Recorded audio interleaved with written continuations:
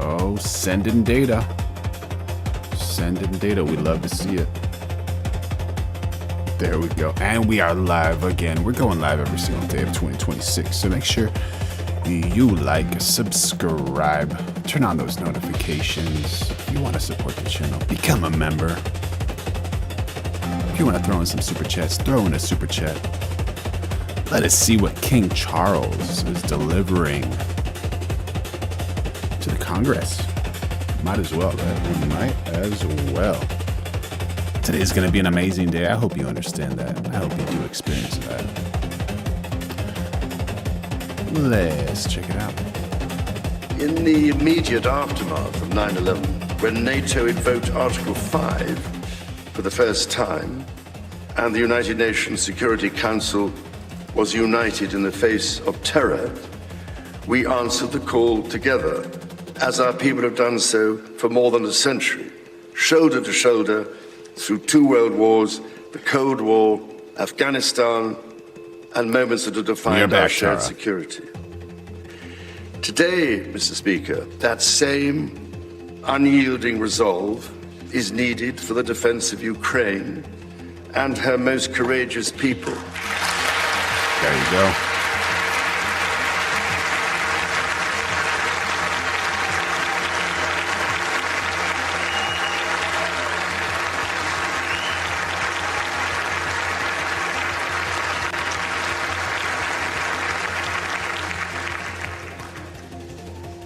It is needed in order to secure a truly just and lasting peace. From the depths of the Atlantic to the disastrously melting ice caps of the Arctic, the commitment and expertise of the United States Armed Forces and its allies lie at the heart of NATO, pledged to each other's defense, protecting our citizens and interests, keeping North Americans and Europeans safe from our common adversaries. Our defense, intelligence, and security ties are hardwired together through relationships measured not in years, but in decades. Today, thousands of US service personnel, defense officials and their families are stationed in the United Kingdom, as British personnel serve with equal pride across 30 American states. We are building F-35s together, and we have agreed the most ambitious submarine program in history, Orcus.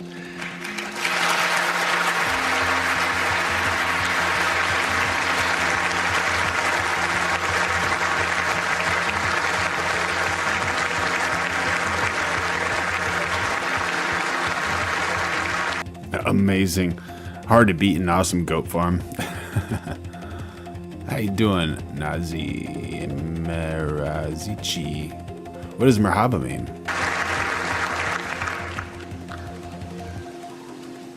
And we are doing it in partnership with Australia, a country of which I'm also immensely proud to serve as sovereign.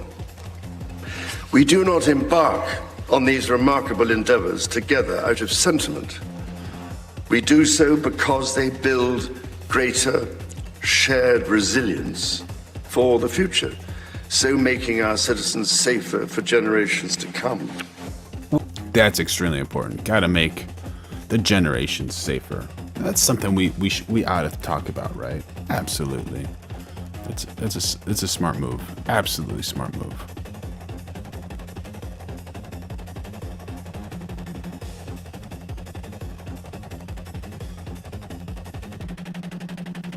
Exendu, do you have any data to back that up, man? That's a strong statement. Very strong statement.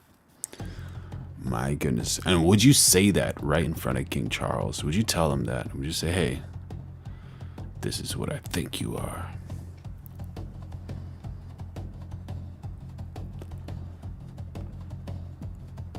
Shattered and their forces reduced to smoke. IRGC.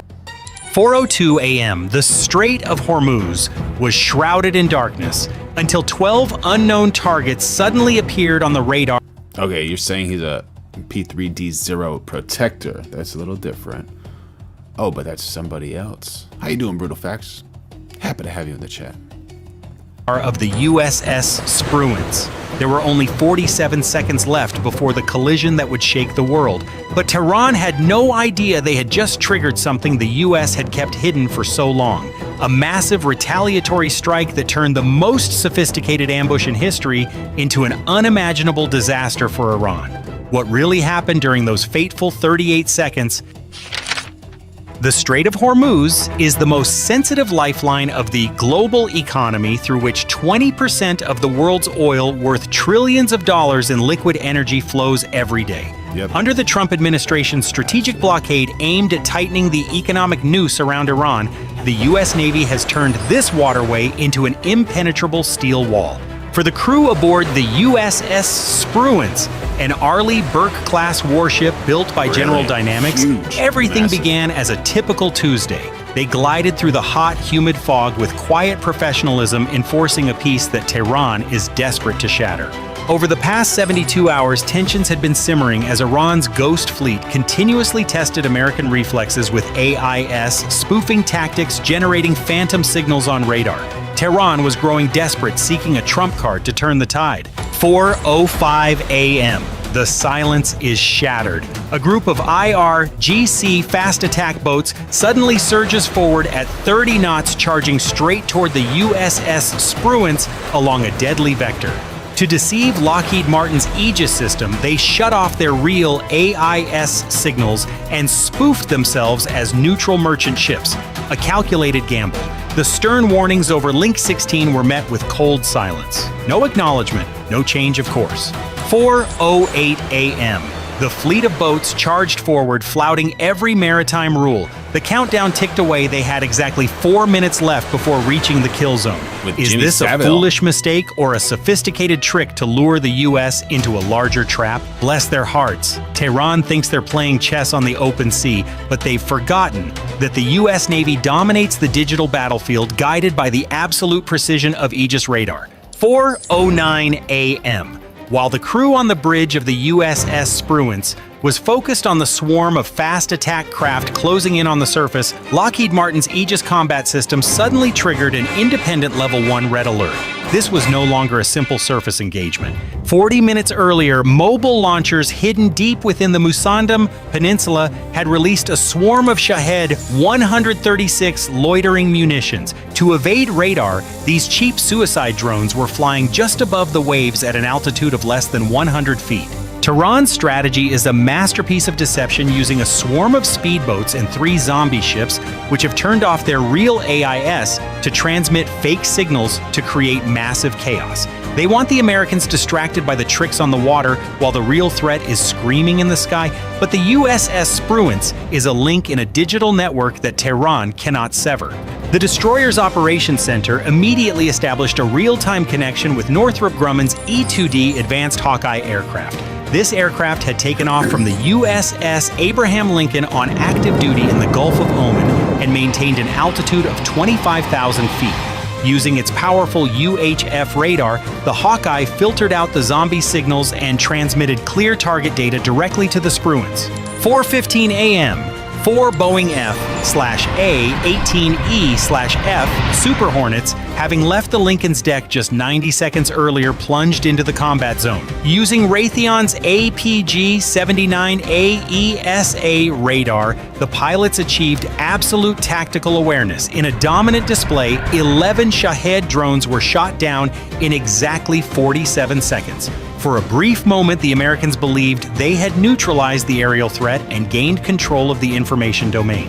4:19 a.m. Just as the last drone crashed into the sea, Tehran activated the real trap. From coastal bases in Bandar Abbas, a massive electronic wall was activated, a high-power jamming system upgraded with Russian-Chinese technology. Simultaneously, 6 Noor anti-ship missiles, an improved variant of the C-802, were launched from fixed launchers on Kashim Island. These missiles flew at Mach 0.9, skimming just Xandu 761, that is so wild. My goodness. inches above the water's surface. The Aegis display on the Spruance began to flicker and malfunction. Critical data links to the Hawkeye aircraft were severed by intense electromagnetic interference. Countdown 180 seconds. The billion-dollar destroyer was blinded and isolated in a sea of interference with 6 deadly warheads hurtling toward it. Poor them, the sneaky folks in Tehran actually thought that would be the knockout blow. 420. King Charles, during his time as the Prince of Wales, had a surprisingly close relationship with Jimmy Savile, the former BBC presenter, who was exposed after his 2011 extinguishment as one of Britain's most prolific S3 ex-offenders. Oh man, what in the world? Wild. It's horrible to listen to, and obviously in the knowledge of everything he did, it makes it even harder. But you've uncovered the relationship that Jimmy Savile had with the royal family, particularly with Prince Charles. Tell us about it. Well, as part the reason we were looking at this is we were trying to explain how Jimmy Savile got away with his crimes, and as part of that, we were looking at a huge amount of archive footage of him on television over a period of 50 years. And as part of that, of talking to people, we came across the letters between him and Prince Charles, which helped give us an understanding of the nature of the friendship that they had, which I don't really think we fully understood before. And I suppose what was most interesting and why we've included those in the film, which looks really broadly at many reasons why Jimmy Savile wasn't apprehended before he died, is that the relationship was one where Prince Charles trusted and respected Jimmy Savile, and I think that's really interesting, because I think what we were trying to do is look honestly at the British public's relationship with Jimmy Savile in order to try and explain how he got away with it. And I think there's been a temptation to sort of say after the revelations, I always knew, I always hated him, I always hated the man. That seems to be the common answer we got when we phone people up. And I think that's unhelpful, because I don't think the archive material or footage bore that out. I think that isn't the case. I think he was trusted and respected. And I think that we need to look at that in order to understand how perpetrators behave and how this happened. You look back at some of the London Watchman 137 jumping in on the chat saying the king is a P3D0 comments and things at the time which nobody raised an eyebrow at, and now it is just horrible. I'm reading one piece. This is in Times 2 today. People can read this piece. It's one from a clip from Have I Got News for You? And Ian Hislop asked, what do you do in the caravan? This is back in 1999. And he says, anyone I can lay my hands on. And you listen to this. And why at the time were we not picking up on that? Is it just because he almost groomed the establishment, groomed the British public? Yeah, I think it's really interesting. I think the archive footage, we looked at over 700 hours of footage, which hasn't really... Pale Saint says Diana knew. Princess Diana, I'm guessing. And then it says, incorrect, they never had a soul to sell. My goodness. For good reason, it was sort of put away after the revelations came out, and we looked at it sort of responsibly and carefully to exactly examine why, when he is, the cliches, he, hiding in plain sight.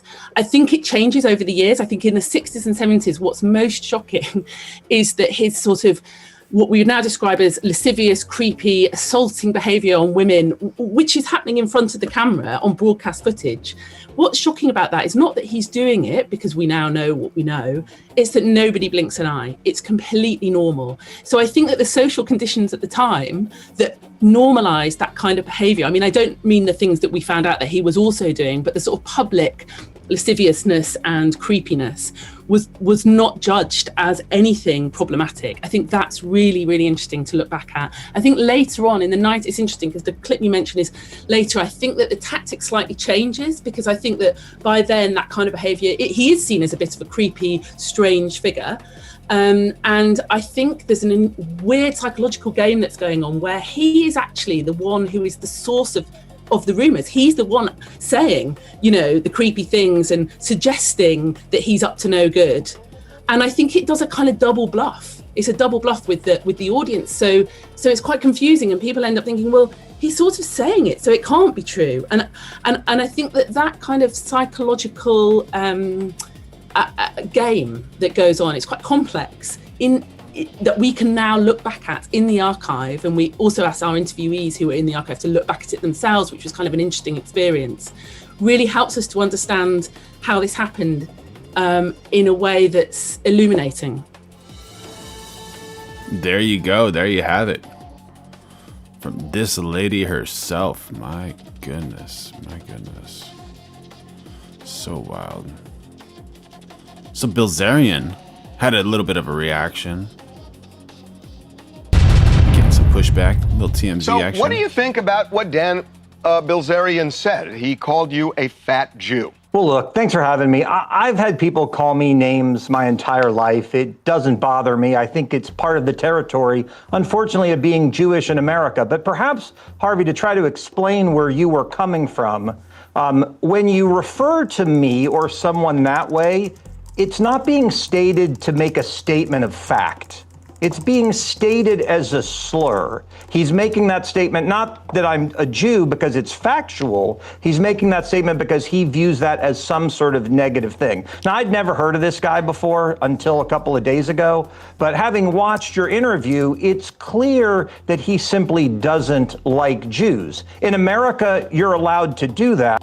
That's a pretty big statement, right? I don't know if he's accurate, but that's a pretty big statement. What would you call that? A blanket statement? I don't think it's going to work out to become a congressman having that perspective. So I hear you that, and in fact, we said that yesterday in talking about the phrase that Dan used, that you can take a word, in fact, you could say blacks in a certain way and it's okay. But you can say it another way and it is very clear that you're saying it as an epithet, right? So I get you on that. What's odd, Congressman, is that during our conversation with Dan Bilzerian, he brought up the fact that he called you an Islamophobe and said that you tweet about things all the time and you tweet things that are racist. And he asked us, is that okay? I said, no, it's not okay. I agreed. And I agreed with you that yes, it's not and you okay. agreed that it's not okay. And I went and looked up some of the things that you've been quoted as saying, and I got to say, Dan Bilzerian's right. I mean, unless you want to say these were incorrect, but we need more Islamophobia, not less. Fear of Islam is rational. There we Mass go. expulsion. Muslim leaders are terrorists. Starve away. Advocating nuclear action. I imagine that when President Trump said that there was going to be an entire civilization wiped out, based on this, I would say you were cheering that. Well, look, I think you've taken a lot of different things and you've smushed them together. I don't know that you've provided the context for any of them. What I would say is this. Unlike Dan Bilzerian, I guess, who's talking about Jews as though they're all negative, I don't believe that all Muslims are bad. I think many are good. I think the difference is that also doesn't mean that I think that no Muslims are bad. And if you look at what's happened since the conflict with Iran began. Mad scientist was. Oh, Maritz says, how stupid can you grown men be? What are you talking about? What are you talking about? Mad scientist says, all religion. I don't know if I can agree with you, mad scientist. Do you have any data to back that up? 5 American Muslims. Jason Beatrice has joined the chat. How you doing, buddy? In 4 states, launched 4 separate terrorist attacks because they believed they were acting in accordance with their faith. When it's 1, it's 2, it's 3, you can sort of excuse it. But when it's been so many that we've seen over the past 25 years, some fear of this philosophy is a reasonable thing to have. And my issue is there are those who say because not every American Muslim is a terrorist, we're not allowed to say that. Teddy Tears jumping in on the chat, saying organized religion is for the weak-minded. Data. Give me data. Please prove your point, buddy. Any are a terrorist. Well, no, but you're opening the door to someone like Dan Bilzerian saying that he's had a bad experience with 5 Jews, and so therefore all the Jews are bad. Right. They're all fat Jews. But let me. DG47 Arms says, do you have any data? Is the question all you do is panda to bigots. You fake like you're neutral, but you're a Trumper. I love Biden. I love Trump. I love the left. I love the right. I love everybody. Give me some data, buddy. Give me some data. I would clarify. I'm not saying. By the way, we're going live every single day of 2026, so make sure you like, subscribe, turn on those notifications, become a member. It helps the channel. If you want to support, throw in a super chat. It's on the. Oh, I gotta add the super chats. All Muslims are bad. And by the way, I think is saying all Jews are bad. By the way, every group has bad apples in it. That doesn't mean that the entire group is bad. No, And that's true. But I want to point to every something. group is bad. There's no group that's perfect out Okay, there. but I want to point to something because this, to me, may be one of the most troublesome. Said earlier this year. Asked dogs or Muslims. You were asked about that, and you said if they force us to choose, the choice between dogs and Muslims is not a difficult one. Mm-hmm. How is that not painting an entire group? Because that's not the same as 4 or 5 people or a lot of people. That's saying Muslims are worse than dogs. That's not what it says. And again, I think you need to provide the context. I'll provide the context. Okay. One of Mayor Mondami's key advisors, Muslim advisors in New York, said dogs are not clean. They should be banned as indoor pets because Muslims coming to New York believe they violate their religion. Finally, Islam is coming to New York City. My point was a very clear one. If you're going to make me choose between my dog and people who want to come to this country and say for them to live here, we must ban dogs, the choice is an easy one. And I would put this back on you. I believe that's a view. Come on, everybody likes dogs, man. They're gonna. Come on. But humans are humans, you know? That 90%. DG47 Arms says, I don't believe you, but you do a good job of staying on the fence, and I do like your channel. Thank you, buddy. Happy to have you here. Happy to have people from all walks of life over here trying to find the truth. Of Americans agree. Do you believe if immigrants want to come to this country and they don't want dogs, would you all give up your own dogs in order to make them happy? You didn't say immigrants, you said Muslims. There are plenty of United States citizens who are Muslims. I understand, and I believe the person who made the statement saying dogs are unclean. So immigrants or not. Do you believe if a group of American Muslims says in order to live in this country, you must give up your dog because they... Pale Saint says, I've worked for Saudis. I have insight. Not everyone has. Would love to hear that insight. Please let us know. Let us know, buddy. Happy to have you here in the chat. They believe it is unholy. I said, no, they can leave. Look, I'm Jewish, but I don't expect the grocery store to not sell pork. When my kids take matzah to school for Passover, we don't expect the school cafeteria to not serve bread to the students that go there. America is a Christian nation. I'm Jewish. I love being here. I love living here. But that's the way it is. And my point is there are groups of people who are coming to this country that demand that we submit to their faith in order for them to practice it. And I stand by what I said. If I have to choose between my dog and a group of people who say I can't have it, it is not a difficult choice. And I would point out the overwhelming majority of Americans agree with where's me. Where's the movement to ban dogs? I haven't heard Mondami say that. Dogs are a man's best friend. There you go. There you go. Yeah. Thank you for jumping in on the chat, AF Zaft. Mondani is that, and you're pointing to one person. Mad scientist. Do you think there's some people that are trying to make America a secular nation rather than a Christian nation? Doesn't it? It says "In God We Trust" in a lot of places, right? In New York who Great question. What are you pointing to? That's a very fair question. This is this one person who, by the way, is a major leader in New York. But there are other leaders in New York, and I could regale you for an hour with quotes about imams in mosques who've said the most unbelievable things. But in places that are a few years ahead of us, like the United Kingdom, they are making moves. Do I sit corrected? The United States is not an officially Christian nation.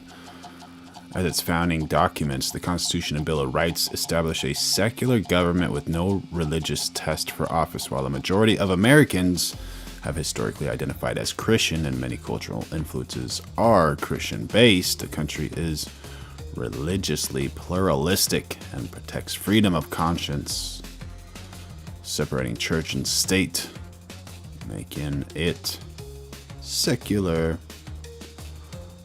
There you go. Do you think the USA would be better if it was a Christian nation, according to this, you know?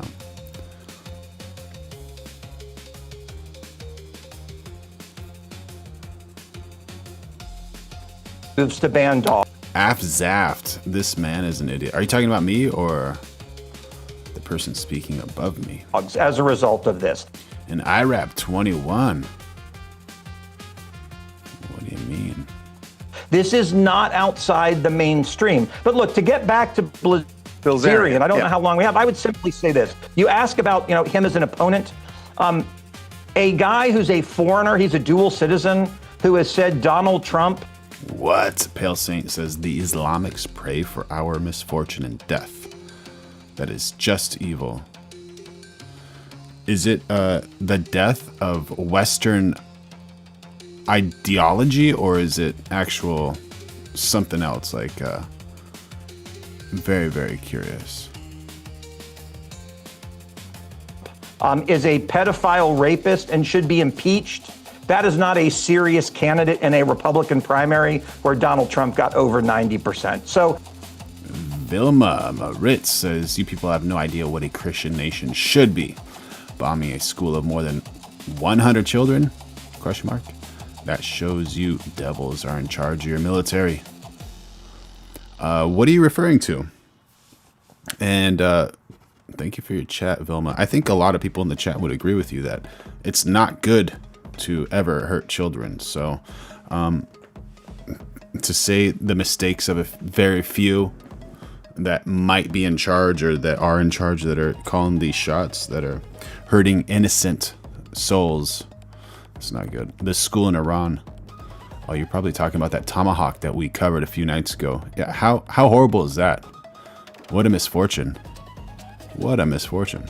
Absolutely gruesome. Not good.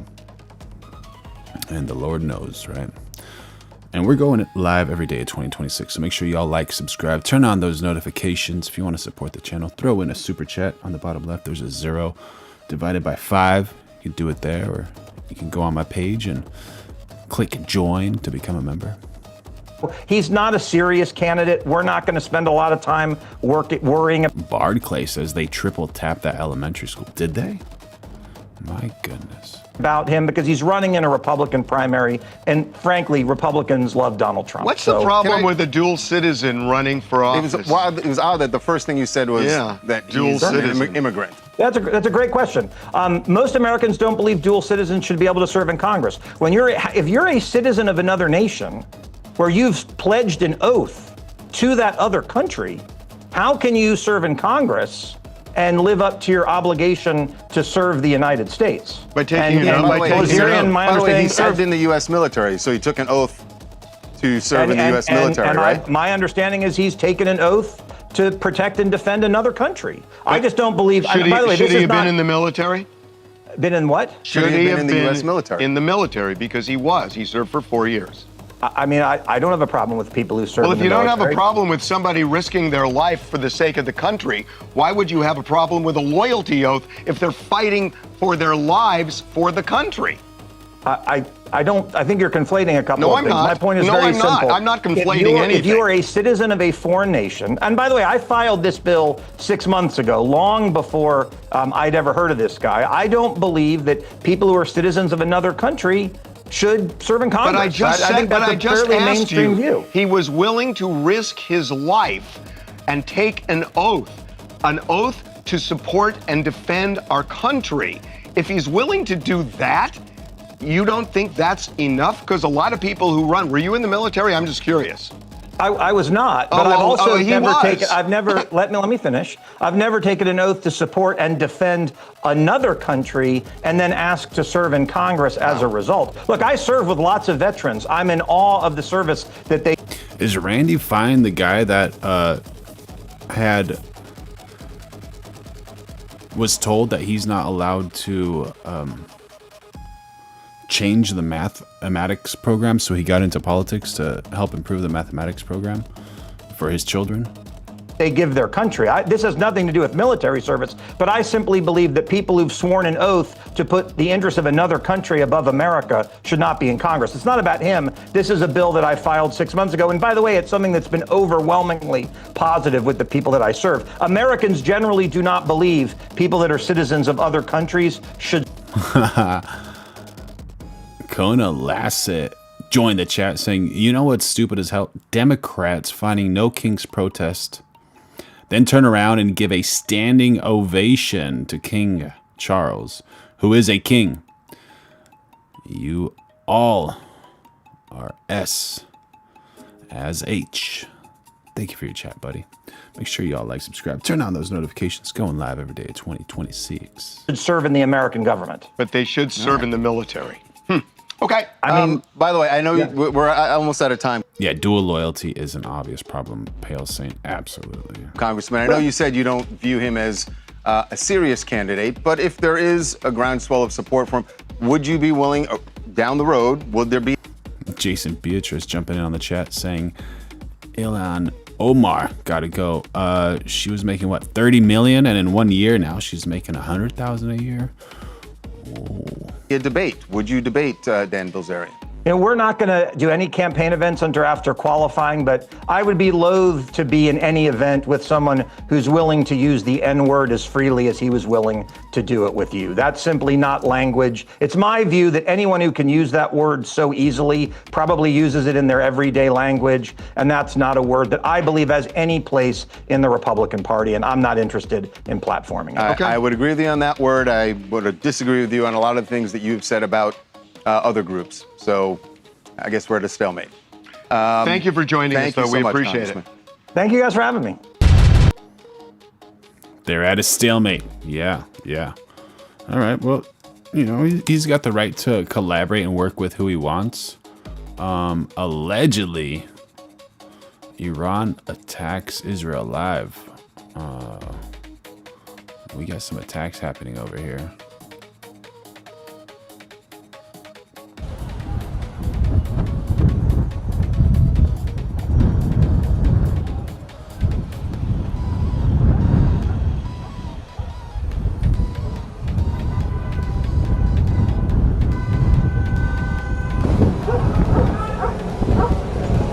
Here's one. My goodness.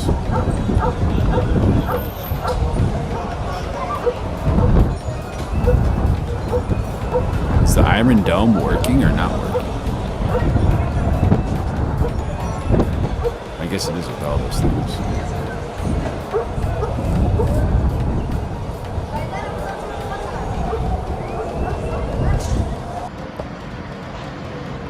Here's a close-up of one of them.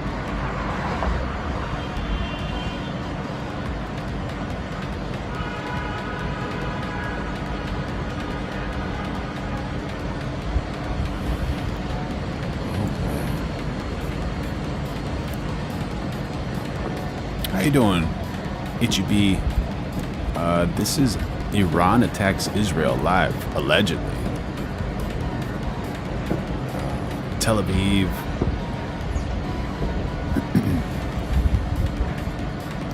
So this is footage of Israel. Yeah, war is unnecessary for sure. Yeah, where is Barry?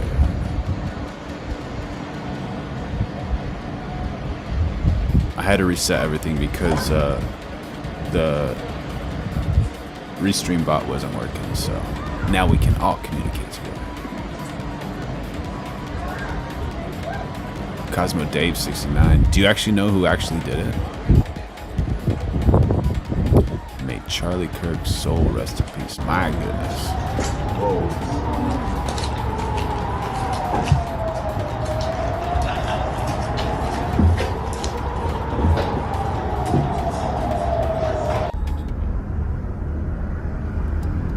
Speaking of, we have some Comey. Where did Comey go?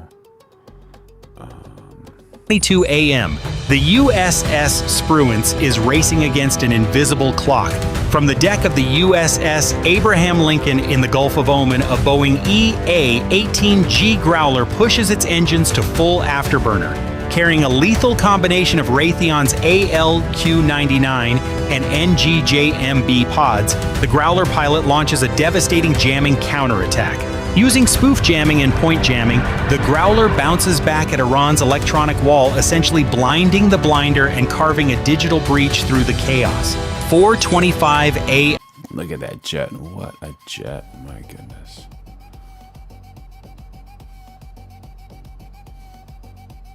You want to talk about a hard job? Imagine this. This guy's got a big cat.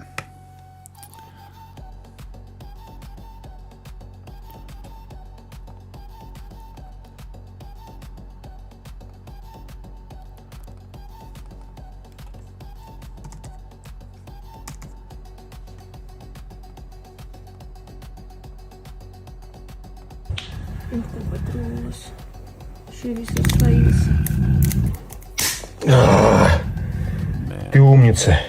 Я думал, ножницы сейчас разлетятся в дребезги. Думал, вот и пришел в последний момент. Отлично, Масюшка, ты умница мне. Так. Я понял, да, и я тебя тоже. Очень сильно не люблю сейчас, да. Imagine just cutting the nails of this thing. This thing is just outrageous. So dangerous. Да нет, люблю, малыш. Давай быстренько, по чуть-чуть. Мы по чуть-чуть. It won't let him get that one. Yeah. Давай эту лапу, давай ее, давай ее. Yeah, one swipe and that dude's face is just open, or his eye. It's so dangerous, man. So dangerous. You can't speak the language of these big cats. Вот. Тихо. Ну мы же договорились, что тебе эту лапу. Не хочу. Ну вообще такой большой. Подойди через 5 минут. Да подойду. He's so lucky, man.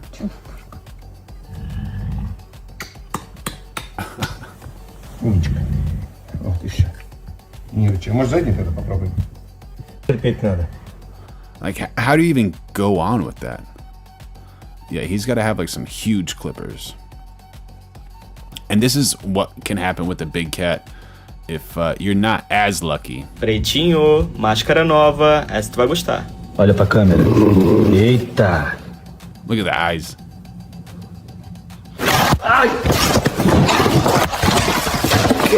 Pretinho. It's just so dangerous, man. So dangerous what these people are doing with these cats. Oh, so back to we saw, who was that one streamer? That streamer who got beat up with the Dr. Pepper thing. So you guys do your thing. This is so weird. So this guy snuck up on stage with just a Dr. Pepper, right? So this guy right here on the left, he hands like these famous streamers, like just Dr. Peppers, and it was Sneeko who got punched. You know, we have some people in the chat who are not too fond of Sneeko, but this is just interesting to see because that guy was wearing a Dr. Pepper shirt, right? This is? Nope. So he hands out Dr. Peppers to random famous streamers across the world. And I just want to show you guys this because we know what happened with Sneeko, right?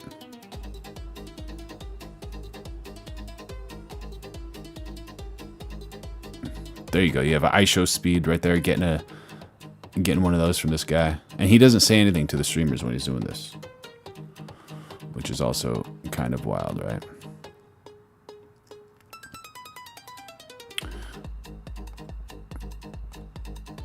And this is Sir Alex Jones, you know, one of the legends, with two other legends, Mr. Joe Rogan and none other than Tucker Carlson. What are you guys' thoughts on Mr. Alex Jones?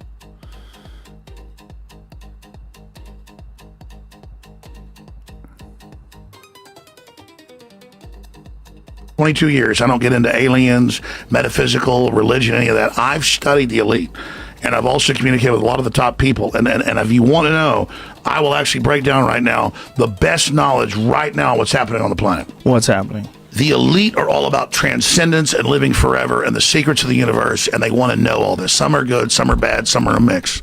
And we're on this planet, and Einstein's physics showed it, Max Planck's physics showed it, all. There's at least 12 dimensions.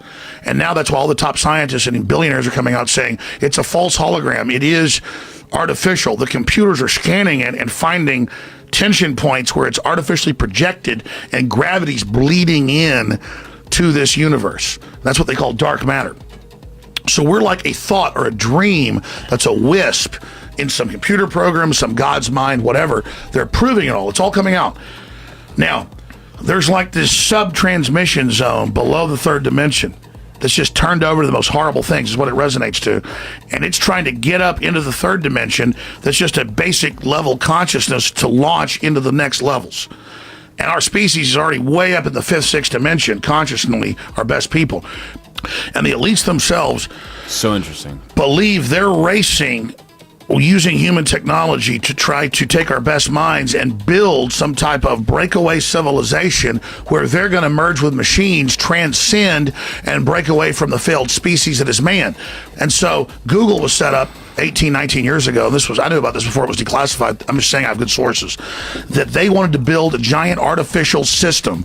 And Google believes that the first artificial intelligence will be a supercomputer based on the neuron activities of the hive mind of humanity, with billions of people wired into it with the Internet of Things. And so all of our thoughts go into it, and we're actually building a computer that has real neurons in real time that's also psychically connected to us, so that they will have current prediction powers, future prediction powers, a true crystal ball. But the big secret is, once you have a crystal ball and know the future, you can add stimuli beforehand and make decisions that control the future. And so then it's the end of consciousness and free will for individuals, as we know, and a true hive mind consciousness with an AI jacked into everyone, knowing our hopes and dreams, delivering it to us because we were already wired in and absorbed before we knew it by giving over our consciousness to the system by our daily decisions that it was able to manipulate and control into a larger system. There's now a human counterstrike taking place to shut this off before it gets fully into place, and to block these systems and cut off the pedophiles and psychic vampires that are control of this AI system before humanity's destroyed. So, no, it's 7 years. Someone in the chat is calling saying BS. Edward Misma saying kind of like the movie Total Recall. Total Recall. Synopsis of Total Recall. What happened there? What happened in that movie?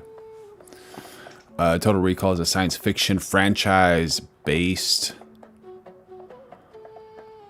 on Philip P. short story We Can Remember It For You, wholesale centering on Douglas Quaid, a man who discovers his life as a fabricated memory implant. The narrative explores themes of identity and reality as Quaid, initially a construction worker or factory laborer, becomes a fugitive after a memory implantation procedure goes wrong, revealing he is actually a secret agent named Carl Hauser. Quaid travels to Mars to confront the tyrannical Administrator Cohagen, uncovering a plot to withhold oxygen from the planet's rebels. Wild. Kind of, you know, if you think about it. Years ago, no one was thinking AI was going to take over civilization. So you can see why the FBI decided to destroy him, which it did. That's wild. That's wild that they even stated that. That's so wild.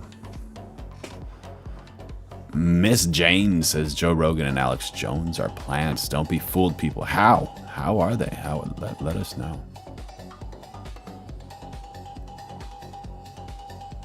There you go. Lauren Harrington. Thank you for jumping on the chat. Make sure y'all like, subscribe, turn on those notifications. We're going live every day of 2026.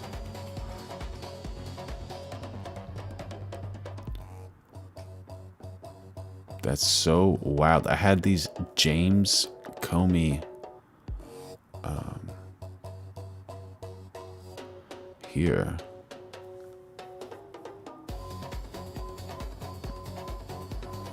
And I guess they just don't want it to be here.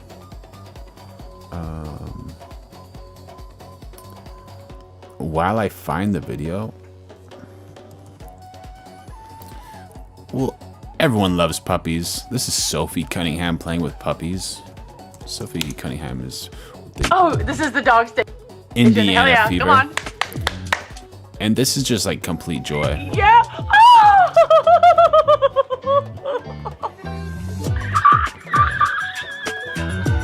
We got some puppies.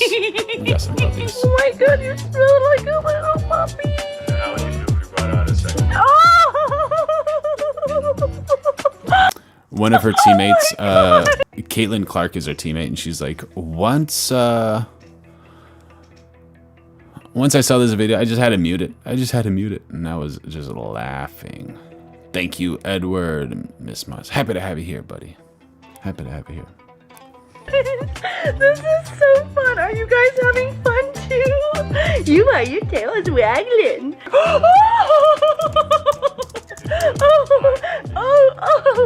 And one of the cool things about this girl, Sophie Cunningham, she's like, can you pray for us? Can you pray for us? Pray for health and for a good season. That's really cool. You guys are so fun. Oh my god, this is the best station ever. So fun. Is everyone having fun? Oh. I'm Sophie Cunningham, and I have to say goodbye. I'm going to go take these to the farm. The founding fathers All were... right, so, yeah, King Charles. No kings, say the Democrats, but standing up for King Charles, allegedly. Let's see what FBI Director Kash Patel has to say about James Comey. Mr. James Comey. James Comey is the ex-director of the FBI.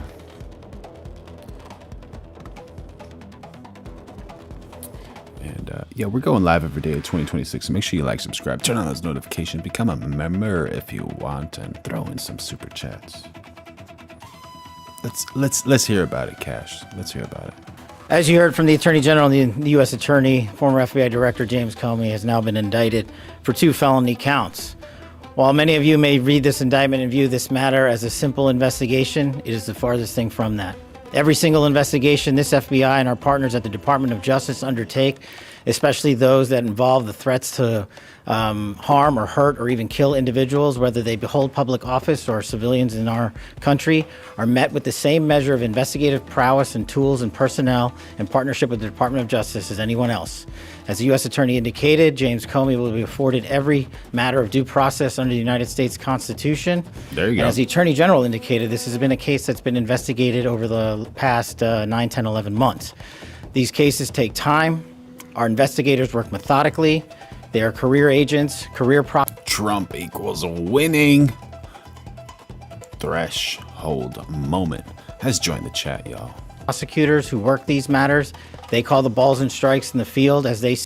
AI Vista says his wife is MOSSAD. Give me some data. Give me some data. Would love to know about that. ...see fit pursuant to the facts of the case and the law.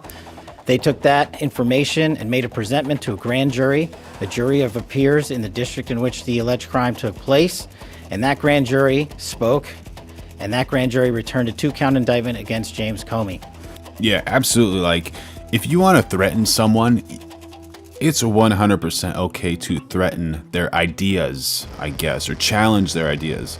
But if you threaten someone's person, that's not cool, man. That's not good. You know, he's got so much on his plate already. Don't threaten people.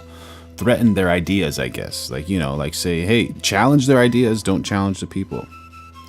You know, like earlier in the chat, people were challenging other people, and it's okay. But whenever it gets like too hard, it's just not fun anymore. You know, everyone has feelings. James Comey allegedly threatened the life of the President of the United States. And as you all now know, shortly after... Tissy Pina has joined the chat. Yeah, a lot of people have said that. I have no idea. That's right. Lauren Harrington, please like, subscribe, turn on those notifications. Become a member if you want to help support this channel. Throw in a super chat. I love you. The Lord loves you. Jimmy Memes. There you go, bro. Answering the questions. After posting that threat, he deleted that threat and then issued an apology. All of that information was presented to the grand jury, and Mr. Comey will have his day in court. And yeah, it's so wild that, you know, Jimmy Kimmel said the same thing. How you doing, the Black Seinfeld? Happy to see you here, buddy. Yeah, Jimmy Kimmel said something very similar. That's just not cool, man. Especially if you're that big of a person, you should use your platform to kind of spread the good news if you can. Sam W says, I'll bet money absolutely nothing happens to Mr. James Comey. His ability to speak to a jury of his peers. Thank you. Yeah, man. The case and the law. Yeah, that's wild. So if you want to know what James Comey did, he allegedly found rocks in the sand that say 8647. And when you say 86, that means extinguish, and 47 is POTUS's current number. He's the 47th president of the United States. So if you put those two together, it's not a good look. We still don't know the charges, but we do know what this is related to. Again, remember, the first indictment was about him lying to Congress and these leaks to the press. That has nothing to do with this indictment. We are told that this has to do with the case that you heard Caitlin Polans talking about earlier, this Mr. One Boston has joined the chat. Bankers equals 47. Oh, does that mean like the bankers are the 47th president? Investigation from Secret Service into Comey's social media post. King T 5245 jumping in on the chat. Some say he does look that way, man. Some say they do. 4 plus 5 equals 9, and 4 plus 7 equals 11. Oh. Okay. That he posted a picture on the beach of seashells. Oh, sorry, seashells. Seashells, you're right. Threshold moment. I sit corrected. Threshold says, in actuality, he did not find rocks. He arranged seashells to say 8647. And the 8 is actually like a different collection of seashells. So the 647 is one brand of seashells, and the other one, the 8, is like another variation of the seashells. So he tried to separate it, but people know what's happening. Shells that said 8647. Then he deleted that post, but at the time Republicans said that he was trying to incite violence against President Trump using that kind of social media post there. Now, I will tell you that the source that I spoke to directly correlated this to what happened on Saturday night, saying we've already seen all of this incitement of violence. We just saw it again on Saturday night. Not that these two things were directly related, but referencing the event on Saturday night while... wait, what do you mean? Threshold, what are you talking about? It is a direct threat. What did I say? Did I say it? Well, you don't know. Allegedly it's a threat. You never know. You never know. Talking about this indictment in particular and the case around this social media post.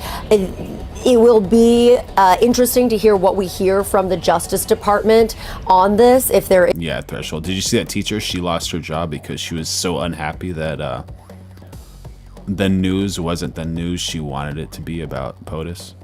Is any kind of actual correlation talking about this incitement of violence, but it also comes at a point where we're hearing from this White House nonstop saying that this is all about political rhetoric, that the reason that there have been so many assassination attempts have been because of rhetoric against President Trump. Obviously, we know that rhetoric on both sides of the aisle has been increasingly violent in this political environment that we are currently in. But that is what we know so far about the current indictment against James Comey, that this is about that social media post, which at the time the Secret Service said that they were going to investigate.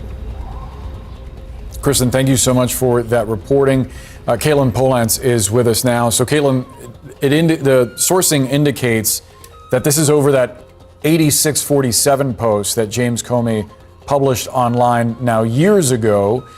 There's no indication, there's no evidence at this point that we're aware of that's in the public that that post had anything to do with what happened on Saturday night, correct? Correct. Boris, that post was from May of 2025, so several months ago, almost a year ago. And at the time, what happened, I was just going back to remember exactly how this went down. Comey posted it. 8647 people who were Trump allies and Republicans responded to it, initially believing that it was a call to potentially assassinate the president. 86 is what is commonly used in restaurant speak to say when something is out or no more, and 47 would be like something is off the menu or someone's drinking too much, you 86 them, which means like you need to take them out of the drinking establishment, allegedly, from what I understand. The 47th president's. The Seashell Post back in May of 2025, James Comey, after this was posted, after there was blowback from Republicans and people who were allied with Donald Trump, he took the post down and he said publicly, "I didn't realize some folks associate those numbers with violence. It never occurred to me, but I oppose violence of any kind, so I took the post down." But the Department of Homeland Security Secretary at the time, Kristi Noem, she said that she did want to have Comey investigated for the assassination, for calling for an assassination of Donald Trump, and that Kash Patel. There it is. So like the 8 is a different variation of seashells, and then the 647. But there's a space between the 6 and the 4, and underneath it says Comey cool shell formation on my beach walk. So he doesn't say he did it or he did not do it, but allegedly he saw it. He didn't create it. How the FBI director was also standing by to work on that investigation. They spoke to Comey. It didn't result in anything at that time, but as Kristen noted, we are in a different moment, and this has been a moment where the Justice Department and Donald Trump have wanted to see James Comey investigated, prosecuted, indicted for multiple different inquiries. We know that there have been multiple inquiries around Comey, his work as the FBI director, potentially other things that had happened after he was the FBI director. The perjury case that he previously faced in the Eastern District of Virginia, that evidence was very much locked down by a judge after the dismissal of that case.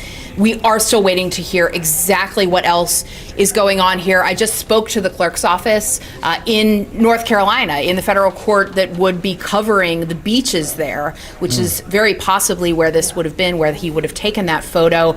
They have nothing yet that they knew of, and I'm looking at the court records, and there's nothing online at this time. So we're waiting more from either the court or the Justice Department or from Comey himself to get a response. Right now, still a lot of questions, but this indictment, it clearly is something much different than what Donald Trump has been so angry about over all these years, the Russia investigation that James Comey oversaw in 2016. Instead, it's about a social media post that James Comey took down and said he intended no harm with from May of 2025. Yeah, a curveball there. Caitlin Polance, thank you so much. Or thanks to Kristen Holmes at the White House as well. Let's bring in National Security Attorney Bradley Moss. Bradley, thanks for being with us. What is your reaction to this news? James Comey indicted for a second time. So what's going on? Do you think they're supporting Comey or they're not supporting Comey? What's happening over here? If at first you don't succeed, try again, Donald. Eventually you'll get him. We got Chris J in the chat saying, just bring back the auto pen. There you go. You know, look, we're waiting to hear, as Caitlin just noted, where this was even brought and what the charges are. Two of the likely... We got Threshold saying, it is 100% left-wing wackos with Trump derangement syndrome. Mr. One Boss said he does use it. Angles that she mentioned there, if they were to try that again, whether it's the perjury issue that was tried in the Eastern District of Virginia, or if it's that photo with the 8647, if they try to bring up some kind of threat against the president, you know, prosecution along those lines, those would be a joke. They're, the pretrial motions write themselves. A third-year law student can get those tossed, let alone the top team he'll have defending him. What we don't know, and what will be interesting to see is this the first shot coming out of South Florida, where we know there's this ongoing attempt by Trump allies in the Justice Department to try to bring some sort of grand conspiracy charge dating all the way back to 2016 and Crossfire Hurricane and the intelligence community assessment of 2017. They are finally trying to bring that case. It'll be fascinating to see if they are. It's riddled with legal problems. Waiting to see what the indictment shows, but I am not by any means impressed by this maneuver. I also wonder about recent changes at the DOJ, and specifically I'm talking about former Attorney General Pam Bondi's exit. President Trump on social media posted about his frustrations over her not pursuing prosecutions against some of his political rivals, Comey among them, as well as Letitia James, James Brennan, etc. Does it say something about how the new acting Attorney General, Todd Blanche, President Trump's former personal attorney, might approach these cases? Yeah, it's certainly something we're going to learn about in the pretrial motions, no doubt, in some form of discovery. Were there declination memos? Did this already try to get brought up? And Pam Bondi, of all people, who was by no means weak-willed when it came to trying to bring prosecutions in support of Donald Trump's vendetta, did she turn these down? And yet Todd Blanche and now Joe DiGenova as well, who was brought in as a counselor to DOJ. Thiggy one. Drop some data. Let's see the data. Donald J. Plump says, remember when the MAGA cult thought Hillary was going to go to jail? How did that work out? Out in Florida, are they now trying to bring this over the objections of career prosecutors who previously rejected this? It's going to look terrible for the Justice Department and its reputation, no doubt, when this all gets fleshed out in some form of criminal discovery, and if this ever gets to trial, which I don't expect it will.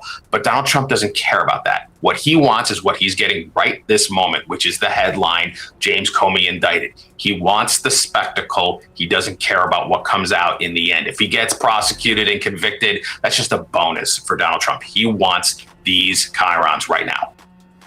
He wants them right now. He wants them. Pluto Boy says Trump is a P3D zero. It's the reason he won't sue anyone that calls him one. There you go. Eric says this is assiduous prosecution.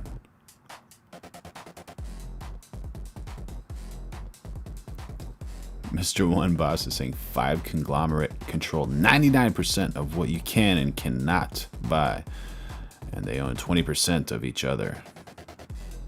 A bunch of just partial ownership here and there, left and right. Yeah. With communication links temporarily restored, the 2 remaining Super Hornets switched to air-to-air mode, optimizing their radars for low-altitude tracking. They fired a salvo of Raytheon's AIM 120 AMRAAM missiles to intercept the incoming NOR missiles from a distance. On the deck of the USS Spruance, the steel shield was activated via a pre-established emergency procedure. Lockheed Martin's SM-2 Block 3A interceptor missiles roared out of the Mark 41 vertical launching system. Simultaneously, Raytheon's Phalanx CIW-SA radar-guided 20mm Gatling gun began rotating its barrels, searching for anything that might have slipped through the outer defense perimeter. Look at the size of that thing, man. Unreal. Just absolutely unreal.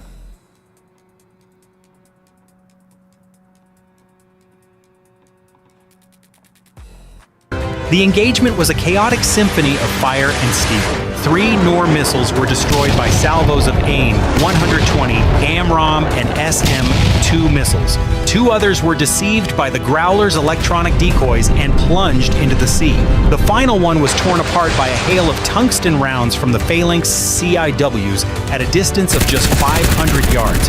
4:32 a.m. Only 500 The yards, entire 5 football aerial fields. engagement lasted exactly 38 precious seconds. The Spruance's Aegis system was still experiencing minor interference, but the radar picture was beginning to clear. The immediate threat from the sky had been neutralized, but the cost was the depletion of firepower and a 1-minute loss of tactical awareness. The ship had survived, but the Iranians still had a more insidious layer of attack, silently rising from beneath the water's surface. 4:35 a.m.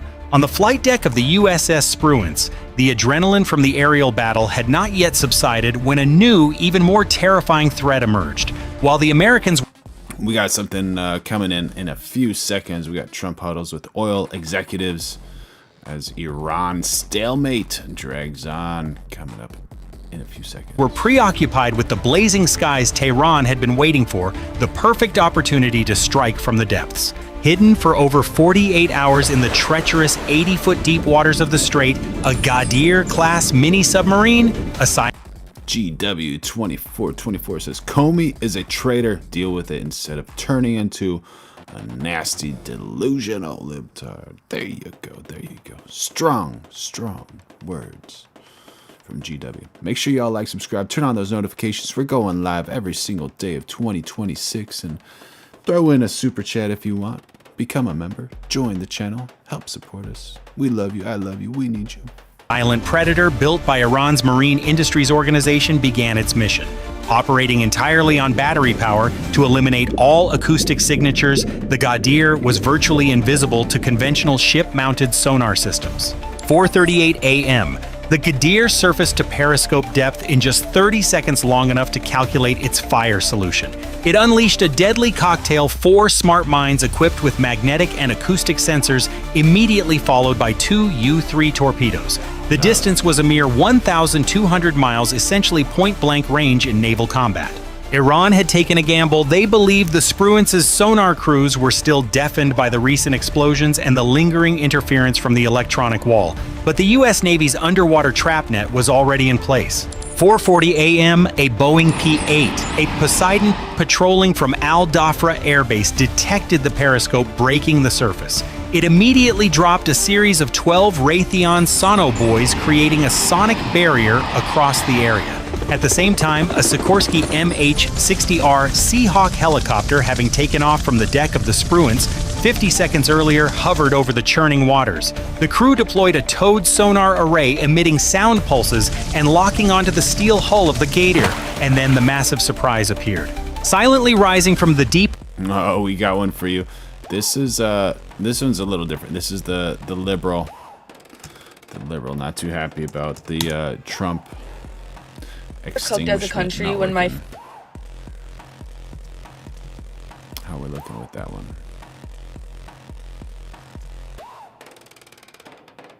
first reaction to hearing the news about Trump's attempt was it was probably fake. Like immediately I was like, oh, that wasn't real. Probably fake. And the second was, aw, they missed? So happy they missed. Oh. Yeah, that's sad. That's when you know we're cooked. Yeah, so optimistic, so optimistic. You know, it's interesting, to say the least. It's interesting, a little bit interesting. Water trench was Boeing's Orca XLU. The Orca. VAI extra-large unmanned underwater vehicle. This silent sentinel had been deployed days earlier and was closely monitoring every movement of the Ghadir. The Orca transmitted high-precision real-time target data to the Seahawk. Without a moment's hesitation, the Seahawk pilot launched a Raytheon Mark 54 lightweight torpedo. The entire underwater crisis was neutralized in exactly 2 minutes and 12 seconds. It's like trying to sneak a knife into a gunfight. Carla Jones jumping on the chat saying the only man with cojones against demon craps. There you go. Pour them. They thought darkness was their friend, but in this ocean, darkness belongs to the U.S. Navy. Lauren says the reason everyone hates Trump is because he doesn't give away the main plan. There you go. 4:50 a.m., Tehran had played all its trump cards. Suicide drones were burning on the water surface. Nor missiles had been torn to shreds, and their secret submarine had been neutralized. But the U.S. Navy wasn't done yet. It was time to rewrite the ending to this confrontation. The commander aboard the USS Spruance calmly ordered, "They tried to use..." Thank you, Mike Louie. Happy to receive that. Thank you for that. Make sure y'all like, subscribe, turn on those notifications. Going live every day at 2026. And trying to find the truth, developing the best community on the internet over here. And throw in one of those super chats if you want. Or join the channel, become a member. Use our own playbook against us. Now it's time to turn off the lights. The attack shifted to the Boeing EA-18G Growler. Operating at the aircraft's absolute limits, the Growler pilot activated the full power of the next-generation jammer system. This was no longer defensive jamming, this was electronic suppression on a strategic scale. The Growler blinded all of Iran's coastal radars from Bandar Abbas to Qasem Island. Wild. Absolutely wild. Impressive technology. And here's the teacher. This is that teacher. Can she be trusted with 5-year-olds? My goodness. Let's see what she says. Man, there's been a few creators on here saying that like Friday or yesterday could have been the day. And then I wake up to that news, but not that news. That news, but not that news. Okay. Yeah. We're gonna have to pay really close attention to what they're trying to actually distract us from. There you go. And so allegedly, a kindergarten teacher, that's her, Corinne Baum from Cincinnati, Ohio, was fired after posting a video complaining Trump wasn't extinguished. My goodness, what did she expect? No consequences. She was trusted with 5-year-olds. Good riddance. Glowing over. We have none other than Levitt calling out Jimmy Kimmel. Not happy with the Kimmel of Jims. For example, as the First Lady of the United States pointed out this morning, just 2 days prior to the shooting, ABC's late-night host Jimmy Kimmel disgustingly called First Lady Melania Trump an expectant widow. Who in their right minds says a wife would be glowing over the potential murder of her beloved husband? Come on, y'all. Come on, y'all. Imagine if Kimmel said that about you, or to your wife, or to you about your husband if you're a woman.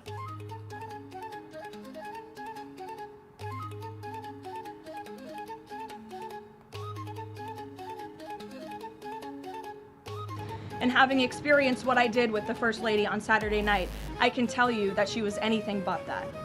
This kind of rhetoric about the president, the First Lady, and his supporters is completely deranged, and it's unbelievable that the American people are consuming it night after night after night. As president... Yeah, come on. Come on. P Spicer 777 says snowflakes need safe spaces. There you go.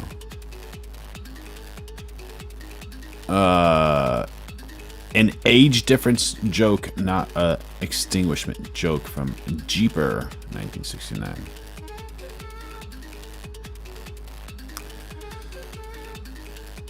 Soon to be widow. Soon to be widow. If someone says soon to be widow, regardless of what it is, you're taking away someone's best friend, their lover, their everything. Not a cool thing to do. Challenge the person's ideas, not the person. Come on, y'all. Come on. Make sure you like, subscribe, turn on those notifications. Going live every day at 2026. Throw in a super chat. Become a member. I love you. The Lord loves you. Everybody in the community loves you. All communications from shore to their ships were reduced to meaningless static. Their electronic wall wasn't just breached, it was shattered. 4:53 a.m. With Iran's electromagnetic spectrum completely neutralized, the E-2D Advanced Hawkeye restored high-speed data links at maximum capacity. The Aegis combat system on the Spruance returned to full auto mode. Its digital eyes were now clearer than ever. The last 2 Super Hornets carried out a final sweep of the airspace, shooting down the 3 remaining Shahhed 136 drones drifting aimlessly like lost vultures. One by one, the red icons on the Spruance's combat screen disappear. The Iranian fast attack craft, seeing their air cover missiles and underwater support vanish into thin air, begin to flee in disarray toward Iranian territorial waters. 4:55 a.m. The U.S. fleet remained intact, not a single scratch on the Spruance's hull. On the bridge, Threshold jumping in on the chat saying, the whole strategy is for them to attack the source, not the idea. It is not an arena of ideas with Democrats. It's a battlefield of emotions. Is that an odd ad hominem?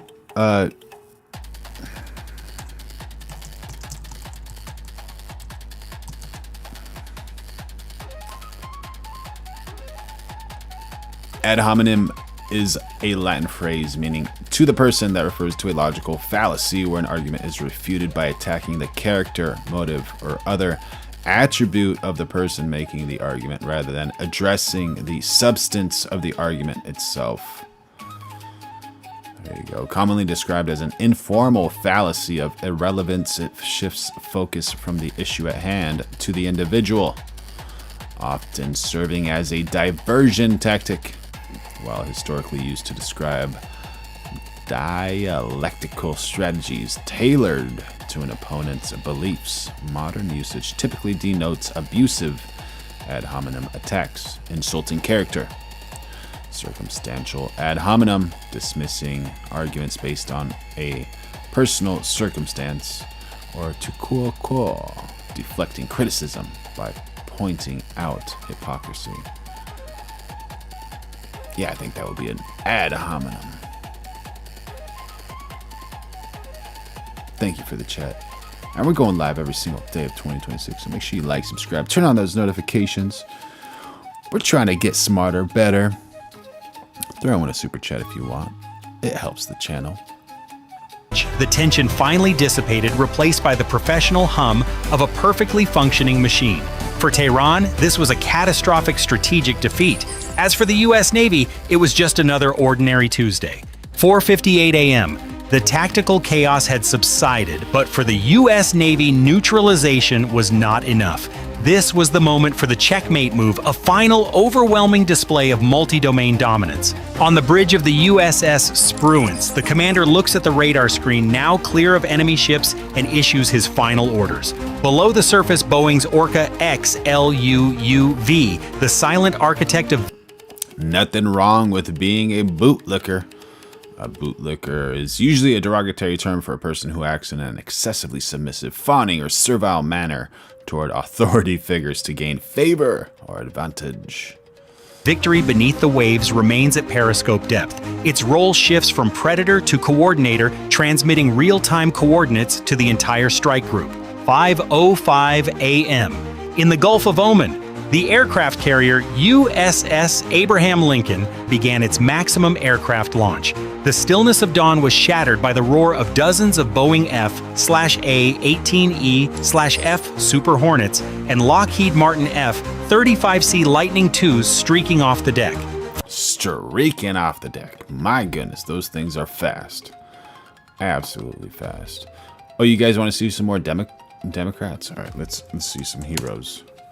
Allegedly. Giving you any answers. I haven't seen this video, but seems like it's gonna be a fun one, you know? We might bring out the cat. We might bring out the dog. Do we bring out the cat? Not yet, not yet. I don't think anyone here wants to give you answers. You're literally talking to me right now. I know, because I'm telling you that I don't want to give you any answers. Nobody here wants to give you answers. It's Donald Trump's birthday. You're better to move on. No. You're better to move on. No. This is not the right place for you. Aren't you all about inclusivity? That's the... Aren't you all about inclusivity? Come on, lady. Come on. Look at the cat. What a cute cat.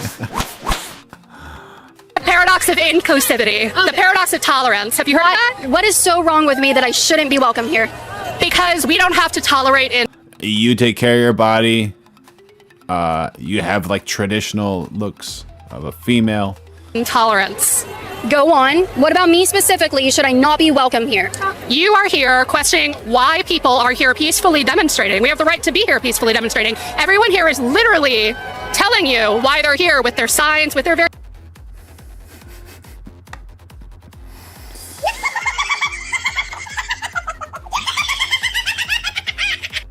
presence. And yet here you are, getting in people's faces, keeping them away from what's important. And so I'm done with you now, and I really just suggest you got your 15. No, I guess this is all about love, and so I should be welcome. Thank you. You guys came up to me. Why do they always come up to me and then tell me to stop filming or tell me to leave? Yeah, what about freedom of speech, right? Freedom of the press. You today. Doing wonderful. How are you? Is that foundation or is that Cheeto dust? It's Cheeto dust. Cheeto dust? I got something for you, Cheeto dust. Well, bam. Bam. There you go. Go on and get it, kitty. Of course, it's Cheeto dust. Absolutely. I'm sure. Tell us about why you're wearing this and what inspired it. Because I am very anti-Trump. I'm for democracy in America. I don't want kings. I don't want dictatorship. So I'm here to support America and the people that need the help that we're not getting sometimes. Okay, and how is Trump exhibiting that kitty gets them all king-like behavior? He's what? He's what? What is he? What? Bam! Bam!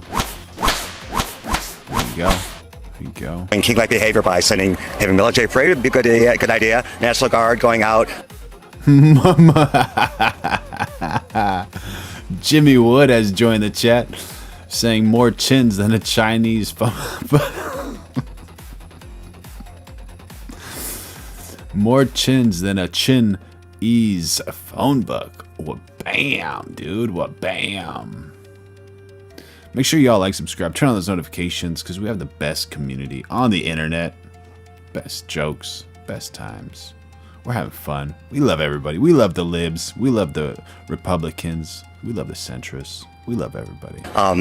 Not from the Constitution. Couple things. Okay, all right. It's his birthday today. I know. Do you have a happy birthday message to him? I hope I see your obituary in the paper tomorrow. Okay. That'd be a message, yeah. Okay. What? How evil is that, bro? He hopes he sees the obituary in the paper tomorrow. So you hope that this is his last birthday? Well, I don't want him dead. I just want him not in office anymore. Okay. Well, obituary would mean dead. I know. I was being sarcastic. I would like him out of office. Out of office. Yeah. Would you like J.D. Vance to be the president No, then? I would not. Okay. Mm-hmm. Yeah, I would not. Okay. Dude. I don't think I've ever brought the cat out this many times. Who would you like to be the president? Kamala Harris right now, but she didn't win. But Can I point out something that we say no kings and no authoritarianism, but Kamala Harris, no one voted for her. Yes, they did. Half the country voted for her, so let's not go there. No one was voted for her to be the nominee. Yes, they did. Isn't that what, like, authoritarian? You're going down the wrong road right now with me. I wouldn't go any further. What does that mean? I'm not going to talk to you anymore. That's what it means.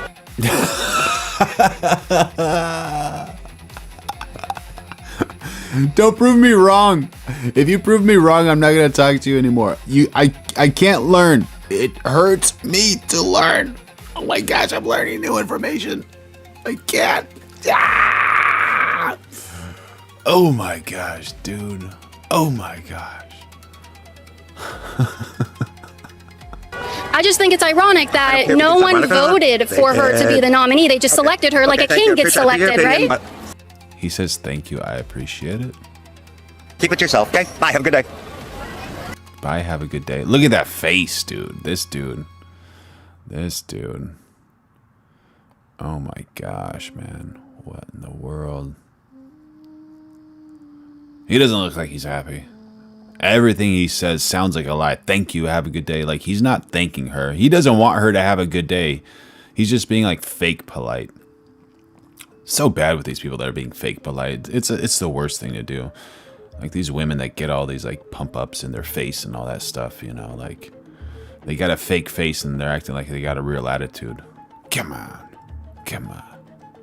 Fake attitude. Have a good day. Thank you. See ya. Take care. Evan, what's your other thing say? Another thing, take care. It's all lies. Like he's saying complete lies to this woman. Hey, you don't need to see it. Okay. None of your business. All right. Thank you so much. What crimes have they committed? Trump? Yeah, the ones in the Oval Office. what crimes have those people committed? You want to look it up on Wikipedia? There's like a list. Well, you made the sign, so I'm asking you. It's true. I'm at a protest though. Yeah. I don't need to know anything. I'm here for my community. Okay, So how much is he getting paid?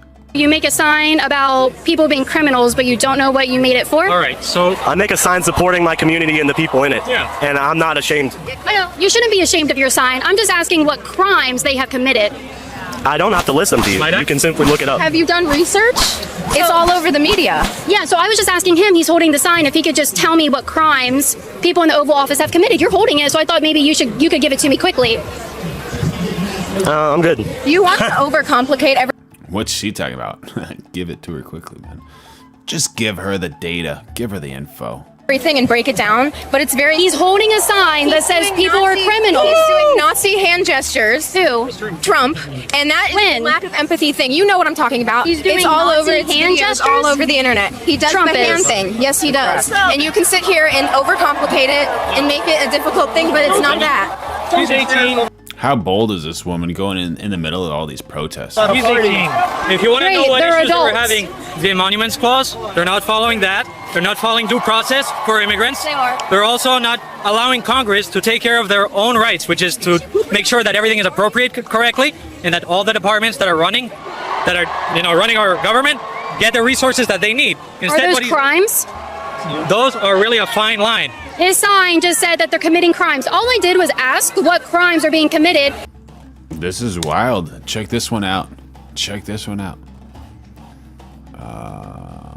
Let's check it out. The Party of Love very much wants Trump extinguished for some reason. The Party of Diversity demands everyone think the same. The Party of Tolerance gets violent if you disagree with them. The party. What do you think, chat? Agree or disagree?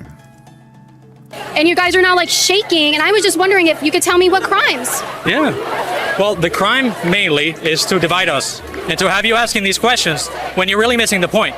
And I'm asking you guys for the point. You cannot give me one crime anyone in the Oval Office. I gave you 5 points. Okay, so he's making Nazi salutes. I gave her the point. You know, I know you're just trying to make videos, okay? So you can make money off of other people.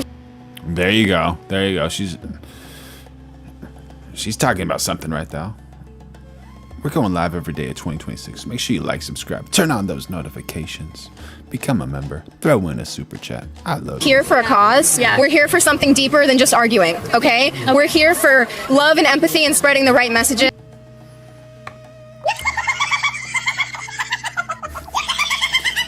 Love and empathy. You just accuse someone of throwing up the Nazi salute. It's not an accusation, okay? When did he do that? There is plenty of videos on the internet, okay? I'm not here to give you evidence. I'm here for a cause, okay? I don't think you can give me the evidence. You can look it up. Okay. Danny BSLC says, LOL, F word, MAGA, bunch of kittens. There you go. There you go. There you go. Yeah. So is this your tribe over here? Yeah. Every time I ask them to go further into what they're saying or their signs. Love and empathy, right, bro? The Chad USA. Dropping some knowledge in the chat. Always, you can look it up. You can. Okay, so that's her security guard back there. All right, this is starting to make sense. You can on Wikipedia. They say. So. Just tell me when he did it. You lose by being an egotistical person. I know. That's the law. I know. All right. Thank you. You lose by being an egotistical person. Yeah. 5:15 a.m. witnessing their tricks shattered. Goodness gracious, man. What do you think, chat? Is that the party of peace? You know, I love liberals. I love Republicans. I love everybody. But just like certain people, I think those are just like a few of them, a few in the far between, like some extremists. Because I actually do know some really, really cool liberals and really cool Republicans. So, yeah, don't let the media get it twisted. Don't need to be divided. You know, if you love Barcelona and your best friend loves Real Madrid, you're not going to argue about it. You know, just talk about something else, right? Do something else. Don't have to talk about politics all the time if you disagree on certain things, right?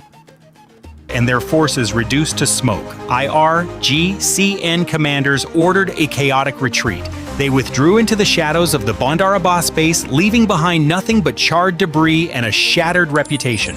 The desperate gamble to break America's economic stranglehold resulted in a catastrophic strategic defeat for Tehran. On board the USS Spruance, combat alert levels were lowered. To the world, it was a 47-minute crisis that could have sparked a global war. But for the crew of the General Dynamics-built destroyer... Jason Beatrice says, I don't speak to my liberal sister. Oh my gosh, dude. I don't know why that's so funny. I have no idea. You shouldn't make me laugh that hard. Make sure y'all like, subscribe, turn on those notifications. Going live every single day of 2026. Bless their hearts, it was just another ordinary Tuesday. Tehran's sophisticated ambush was meant to be a knockout blow, but they forgot one thing. The U.S. Navy doesn't just guard the oil lifeline, it controls every inch of the battlefield from the skies to the depths of the ocean. This isn't just a victory. Stephen Jenkins says, me neither. GW says, don't even try. Libs cannot argue because they do not deal in facts. They turn into nasty temper tantrum throwing turds. It's a reminder to every adversary on this planet, don't provoke the eagle while it's guarding the world's most critical choke point. Like the Shahed 136 suicide drone is hunting. It has a target and it knows exactly where to find it. The drone flies low, hugging the curves of the sand dunes in eastern Syria. It stays just a few feet off the ground to hide from our long-range radar. It's 3 a.m. and the base is dark. We are in a total blackout. The drone levels its wings and flies straight through the open door of Hangar 4. 2 hours ago, that hangar was empty. But just a little while ago, we moved a top-secret electronic warfare pod inside. It was a move we thought no one could see. There were no cell phones, no signals, nothing. But the drone found the door at the exact time it needed to and hit with the speed of a car crash. The explosion is a bright flash of orange. The hangar roof caves in. The secret pod is destroyed. In the desert, the silence is gone. Now there are only sirens. Wild. Wild. Oh, for the libs. We got to do one for the libs, right? For my friendly libs, this is for you. We got make tacos great again. Just make them all great again. And make America great again, right? Might as well. Might as well. And the sound of things burning. We realized something terrifying. The enemy didn't have to guess where we were. They were watching us from above. The base doesn't slowly wake up. It explodes into action. The ground under our feet shakes as the first battery of M142 HIMARS trucks moves into position. Then a roar fills the air as 6 rockets blast off the rails. They aren't just shooting into the dark. We have the exact spot where the drones were launched. Each rocket is a streak of fire moving at 2,500 miles per hour. Above us, 2 F-15E Strike Eagles take off in seconds. They stay low and push through the sound barrier. The loud bang of the sonic boom breaks every window in the nearby town. They are looking for the next wave of drones. A group of 30 drones is flying in a tight pack low to the sand. They look like a swarm of bugs on the screen. The lead F-15... Jason Beatrice joining the chat saying, I am a man of my convictions. I never put position before principles like liberals do constantly.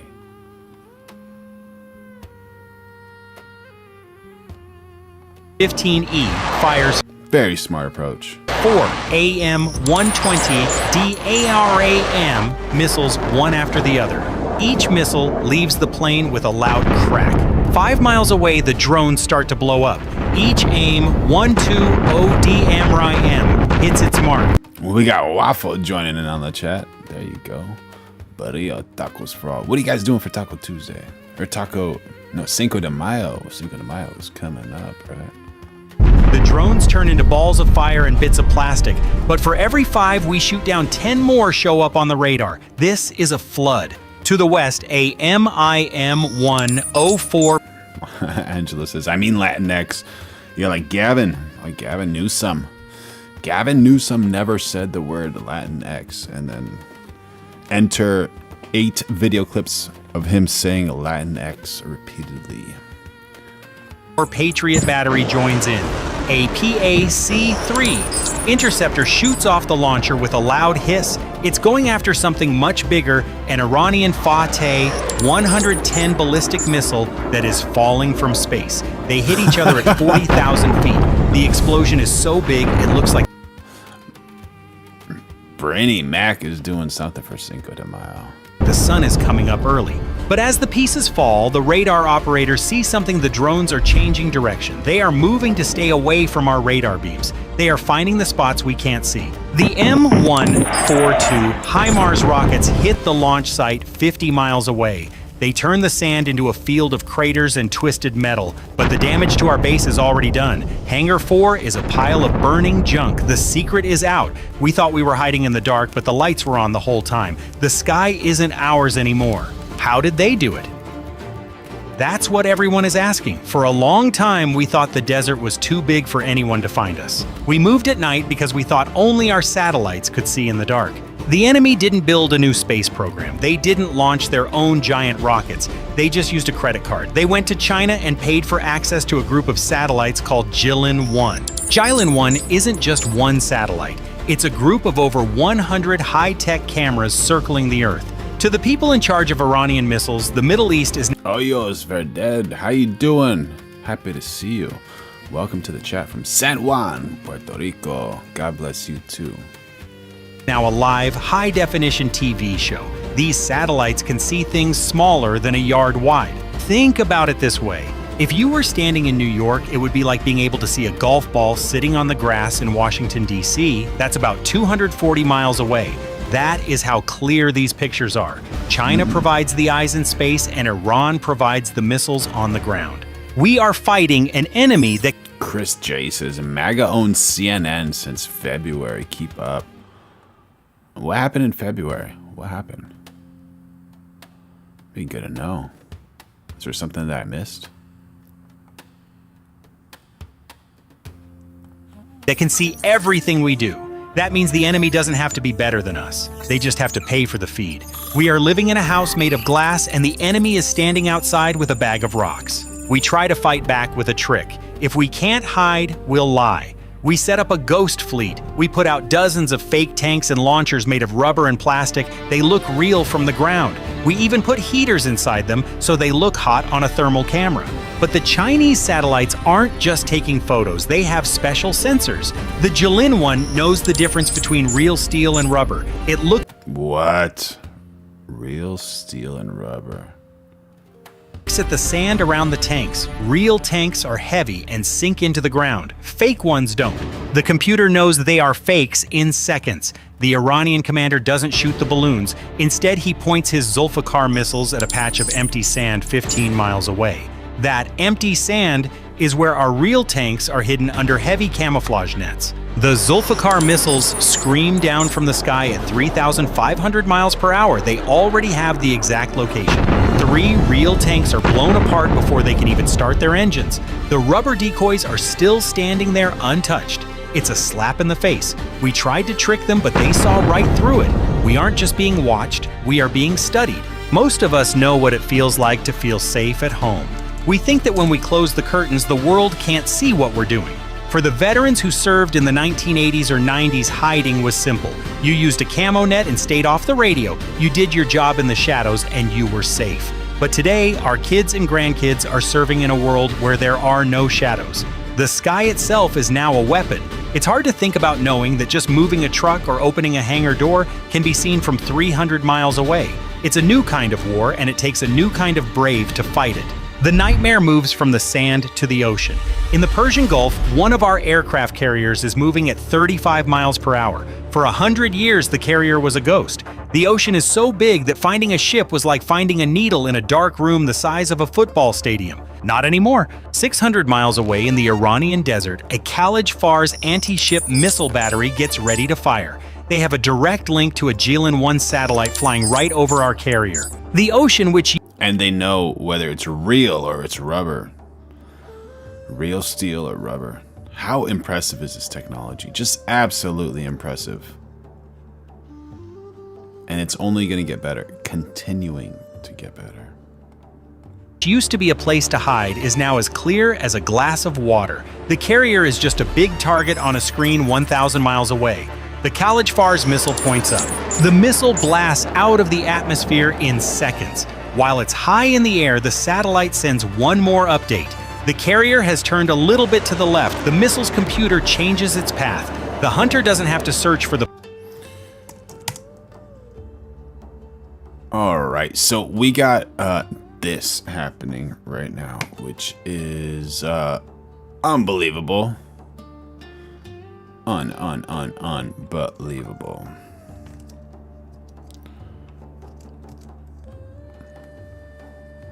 Huge, massive, right?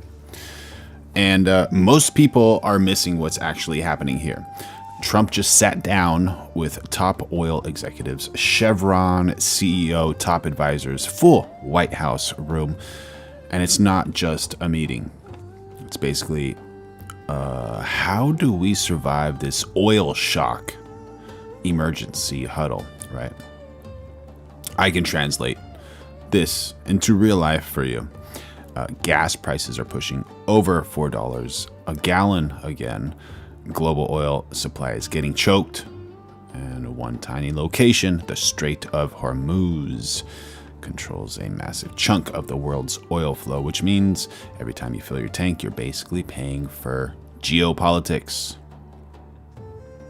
So the supply from the Middle East is getting disrupted, prices are shooting up, and at the same time, U.S. oil companies are sitting there like, wait, this might actually be good for us, right? That's the weird part. It's opportunity plus danger at the same time. And let me say it like this. This is the only situation where you're losing money at the pump while someone in a boardroom is like, yeah, we might need another yacht. Go on and get another yacht, right? Can't have too many yachts. Can never have too many yachts. But here's where it gets serious. If prices stay too high long enough, people drive less, demand drops, global economy slows, and that's how you go from expensive gas to why is everything more expensive? Trump's team knows it, and that's why.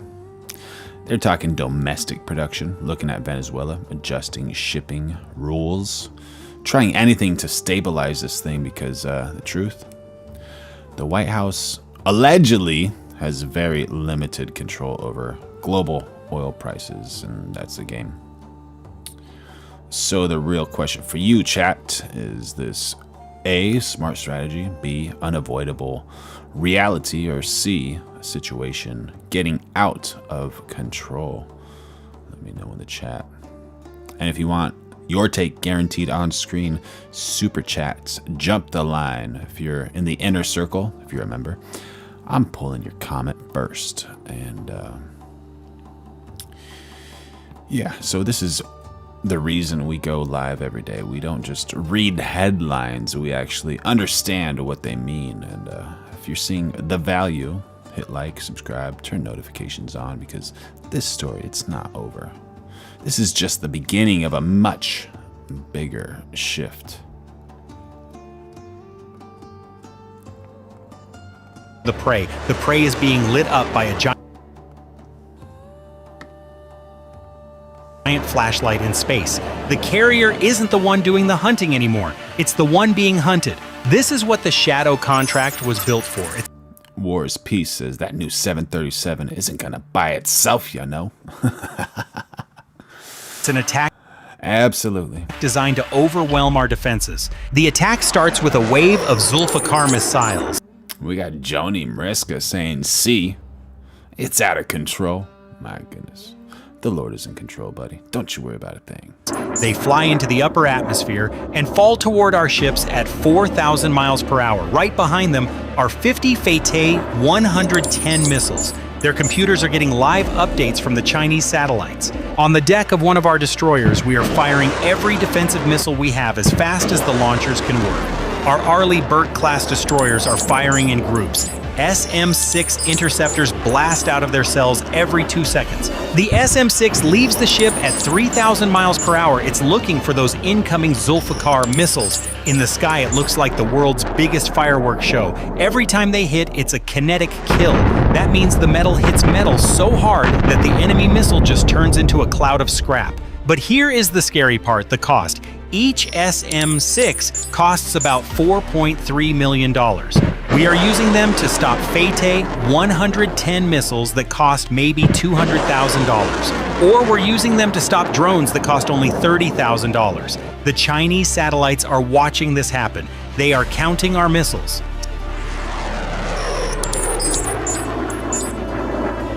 Only 10 feet above the water, they are trying to hide in the waves. The ship's computer picks them out. ARIM-162 ESSM missile shoots off with a loud hiss. It turns hard and hits the lead C-802. The explosion happens only 2 miles from the ship.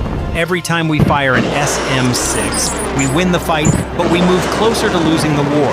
The enemy is throwing trash at us, and we have to use our best silver bullets to stop it. The satellites are waiting for the moment our ships are empty. Then the radar shows something else. 50 fast attack boats are coming from the Iranian coast. They are moving perfectly with the missile strikes. The satellite is telling them exactly what to do. It tells them when our radars are busy. It tells them which ship has a blind spot. The coordination is perfect. The worry is real. We are being squeezed from the sky and the sea at the same time. We can't just keep shooting down missiles. We will run out of ammo before they run out of trash. To survive, we have to stop fighting the missiles and start fighting the eye that is watching us. From the carrier deck, an EA-18G Growler jet takes off. It doesn't have bombs on its wings.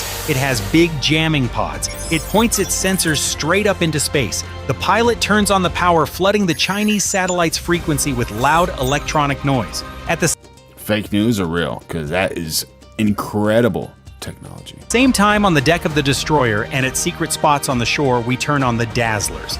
These are high-power lasers. We aren't trying to blow up the Jilin-1 satellite. That would start a massive war with China. Instead, we are using a soft kill. The dazzler shoots a beam of light right into the satellite's camera lens. It's like someone pointing a bright flashlight in your eyes while you're trying to drive. From 300 miles up, the satellite's view of the Gulf goes from clear to pure white. It can't see anything. The shadow contract is cut off. Debbie Cobb jumping in on the chat saying, seriously, anyone who believes Iran is winning is stupid to live. Fake propaganda. Thank you for jumping in on the chat, Debbie. Make sure y'all like, subscribe, turn on those notifications. Going live every day of 2026. Become a member. Throw in a super chat. I love you. The community loves you.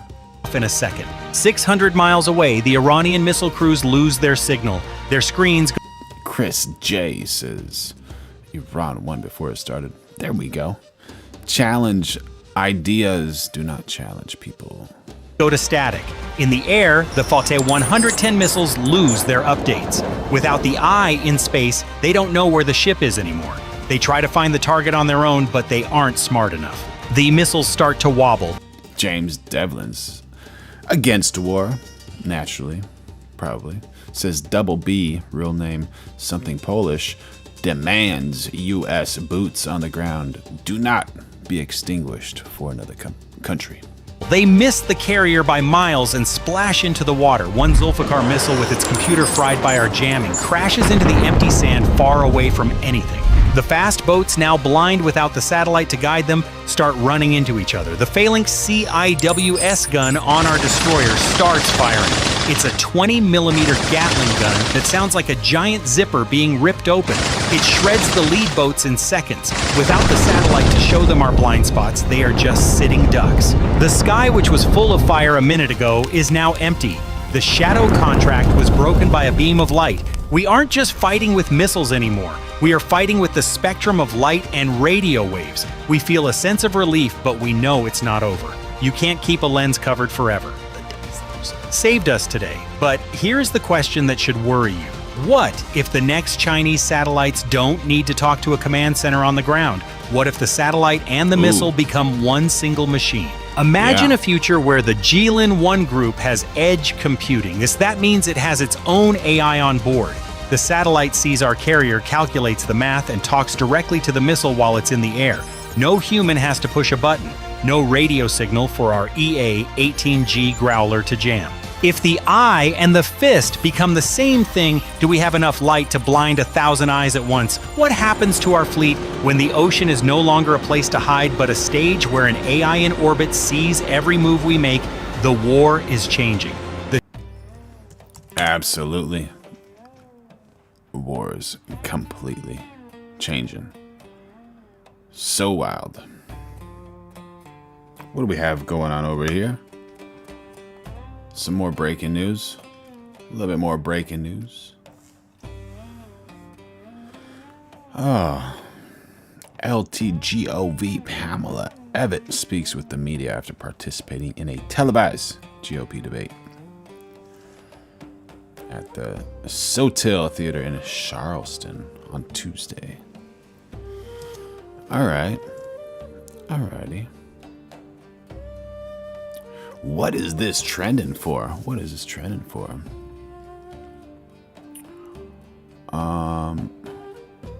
Just imagine graduating. You're thinking about your future. Your family's proud, and now the group chat is like, "Are we protesting or are we taking pictures?"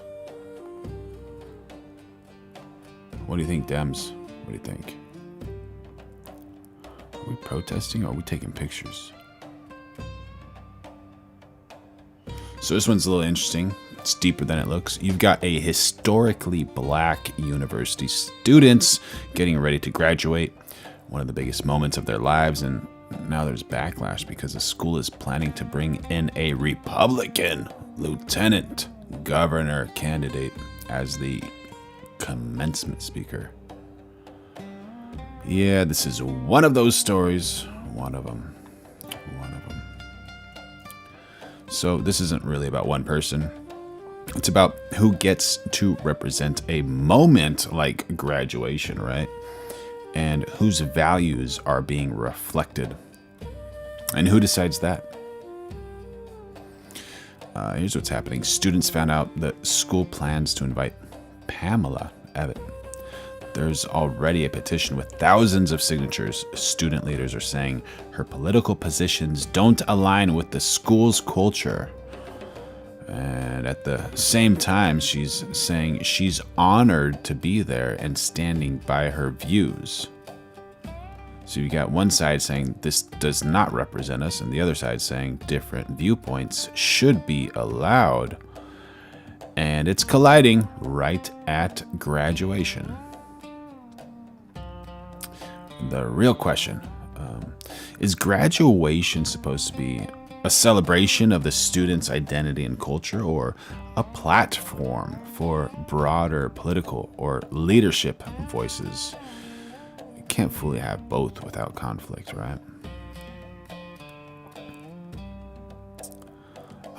So if you want to jump in on the chat, you could sit on the fence if you want, but or you can, type A for students should decide the speaker. Type B if schools should invite whoever they want. Type C, there should be a balance. We can be real, right? No matter who they pick. Half the room's clapping, the other half is side-eyeing like, nah, not so good, not so good. The shadow contract.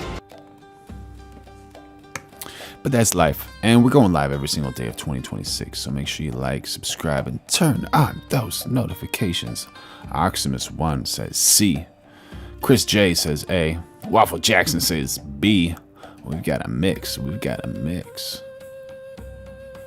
I love it, chat. I love a mix. It's the reason we love liberals and Republicans and centrists. Everybody. Is only the beginning. Nick says students should decide. Students pay for it. Yeah, they definitely do pay for it. Absolutely. Yeah. And it's a pretty important thing, right? It's their graduation. They've gone through all of this. 4 years or more, sometimes 2 years. Yeah. They should definitely have a voice and choose. Good point, good point. 3:04 a.m., the Bering Strait. A Russian-Chinese convoy is tearing through the thin ice in the darkness, engines roaring as they speed beyond safe limits. On U.S. radar, the distance is closing by the second. Beep, beep, beep, beep. A signal appears, then 3, then 7, and within seconds the screen transforms into a wall of targets hurtling straight toward them. Alarm sirens blast across the bridge, piercing and relentless. Distance 18 miles, 17, 16. No radio response, no change in course, no sign of slowing down. The Arctic is no longer a wilderness, it is a $trillion strategic treasure trove. Following Moscow's decree designating the Northern Sea route as internal waters, the Bering Strait has become a geopolitical powder keg. This is not an isolated incident. Moscow and Beijing have steadily expanded their military presence around Alaska, testing U.S. response and tightening pressure with each move.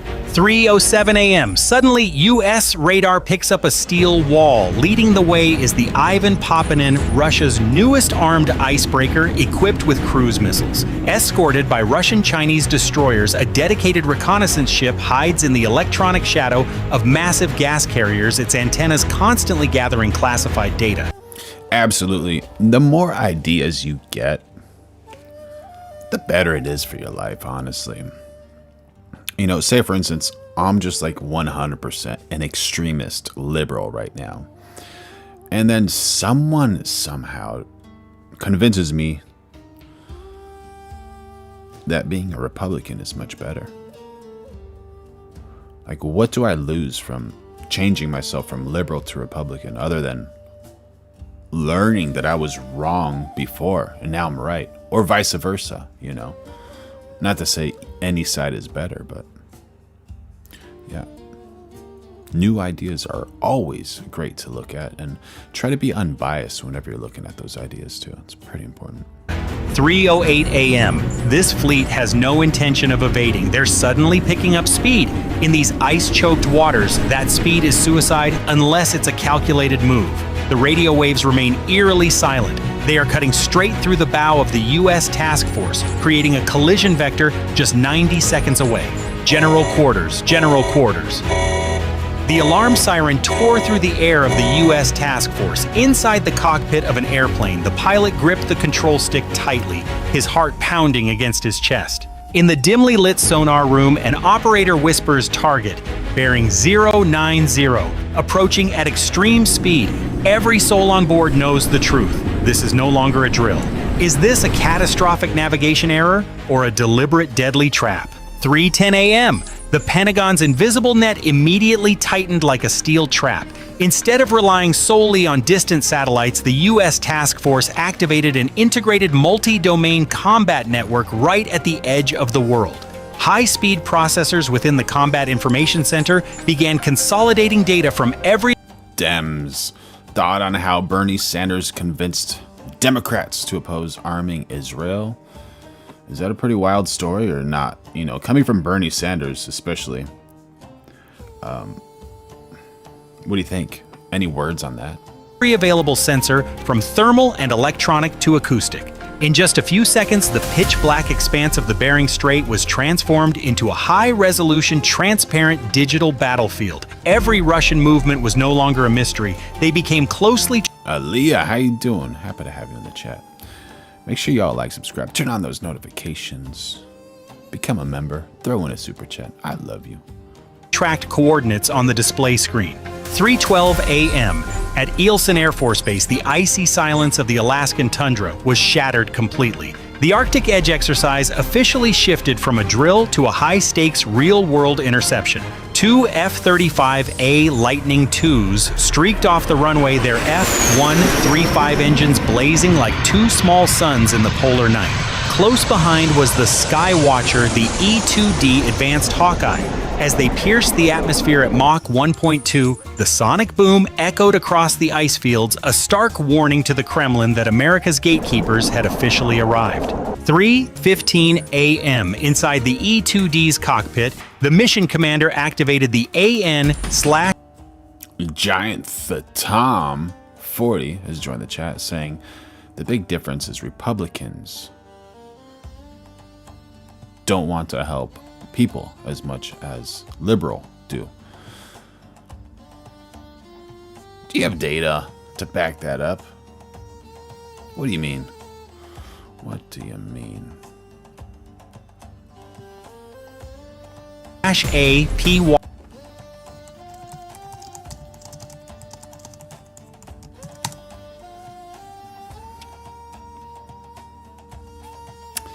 Ilhan Omar is a member of the Democratic Party. $30 million to $100,000 a year. Is she helping? Is she helping? Bad example, bad example. Y9 AESA radar. This was not merely a search, it was an interrogation of the sky. Chris J says Bernie rocks. There we go. Using high-energy UHF waves. In a single 8-second focused sweep, the radar pierced through Russia's thickest electronic Macintosh, best man. How you doing, buddy? Fog. The combat display glowed with deadly clarity. 150 miles away, a formation of Su-35's fighters was detected providing high-altitude escort for a large, slow and steady target, one that had just departed. Critical 509 says they keep trying to extinguish POTUS Trump because everything he says is correct. Anadir Air Base and was heading straight for the combat zone. Just seconds later, the algorithms began to piece things together. A troubling hypothesis gradually emerged on the screen that target wasn't coming to engage in aerial combat. It was coming to reshape what was unfolding beneath the surface of the sea. 3:17 a.m., the F-35s maintain absolute electronic silence, leveraging their stealth capabilities to become invisible ghosts on the enemy's radar screens.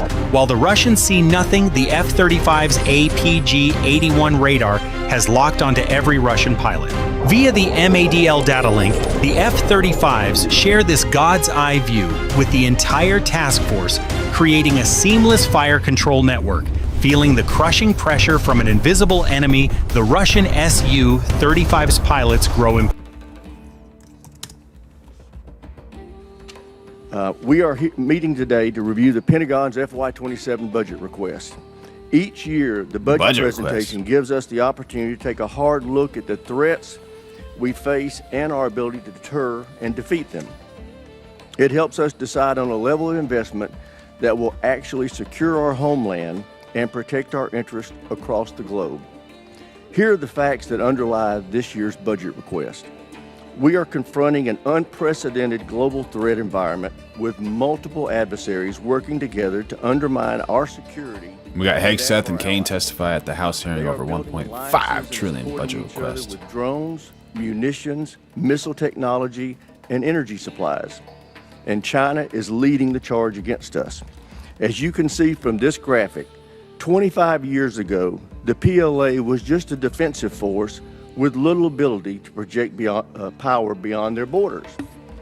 Today, the PLA is a modernized military force capable of projecting power well into the Pacific. Their rapid military buildup has delivered thousands of new ships, subs, missiles, and space assets that severely challenge our ability to safeguard our national security interest in the Indo-Pacific. China continues. Everybody, we are okay now because, according to Democracy Officer 022, this stream is being inspected by a Democracy Officer. Stand by. HELL Dava. Again, thank you for inspecting us. Happy to have you here, buddy. Make sure y'all like, subscribe, turn on those notifications, going live every single day of 2026. Become a member, throw in a super chat. On the bottom left of your screen, you see a 0 out of 5, and that's where you can add a super chat. Is to invest heavily in the PLA's military modernization, announcing another 7% increase in defense spending this year. As a result, they are spending more of their GDP on defense than we are. In fact, as you can see from this graphic, all of our adversaries are spending more of their GDP on defense than we are. Meanwhile, our defense spending as a percentage of GDP has been steadily falling since World War II. That yellow line that you see on the graph cutting across that bar represents 4 to 5% of GDP spending. History has shown that meeting or exceeding that level of investment ensures we can truly deter our adversaries. That's also the level of investment we're asking our allies to make. But for years, we've chosen not to make that same level of investment ourselves. Since World War II, defense spending has shrunk significantly as a percentage of federal outlays, as you can see from the red line on that chart. Nonetheless, non-defense spending, on the other hand, accounts for over 85%, and it's been increasing for that same period of time. This underinvestment in our defense has had very real consequences. Our defense industrial base, long the envy of the world, has atrophied significantly. We're no longer capable of manufacturing for our warfighters at scale or speed. Just look at shipbuilding. China builds 47% of the world's ships. The U.S. builds 0.1%. We build fewer ships than Croatia or the Netherlands. Our global... Man, oh man. Gotta start building some ships. Goggins talking about who's gonna carry the boats. We gotta start building the boats. Global munition stockpiles are low, and we lack the capacity to rapidly restock magazine depth. We have very little industrial capacity to mine, refine, or process critical minerals. As a result, many of our defense supply chains are reliant on the very adversaries we seek to deter. Beyond the impact to our industrial base, the inadequate investment in our defense has resulted in a vicious cycle that has pitted sustainment against modernization. For years, administration after administration comes to this committee with budgets asking us to decommission weapon systems that they admit we still need, or to cut funding for training, parts, and supplies, or to put off needed maintenance. Danielle Ong jumping in on the chat saying, Minnesota blew $19 billion on illegal immigrants and the Somali community that are dependent on government benefits. Over $9 billion of that went to Somalia, which funds their warlords that extinguish Christians. No help to citizens. What a sad, sad story. I wish you were wrong, Danielle. Oh my gosh. But the Lord knows. The Lord is in control. I love you. The Lord loves you. Make sure y'all like, subscribe, turn on those notifications. Going live every day at 2026. Throw in a super chat if you want. To the facilities where our service members live and work, or to reduce the number of military personnel. Mojave Red says, I don't want ships, I want health care for Americans. Not a bad idea, buddy. Not a bad idea. These budgets have asked us to make these sacrifices and accept the near-term risk so we could afford to reinvest in military modernization, which is something we desperately need to do. Jason Beatrice jumping in on the chat saying, liberals actually believe we can have free ghetto health care for all and illegals running amok while we defund police. Oh yeah, let's fill our schools with woke literature. Sounds horrible, Jason. Sounds extremely horrible. Hopefully that does not happen. My goodness.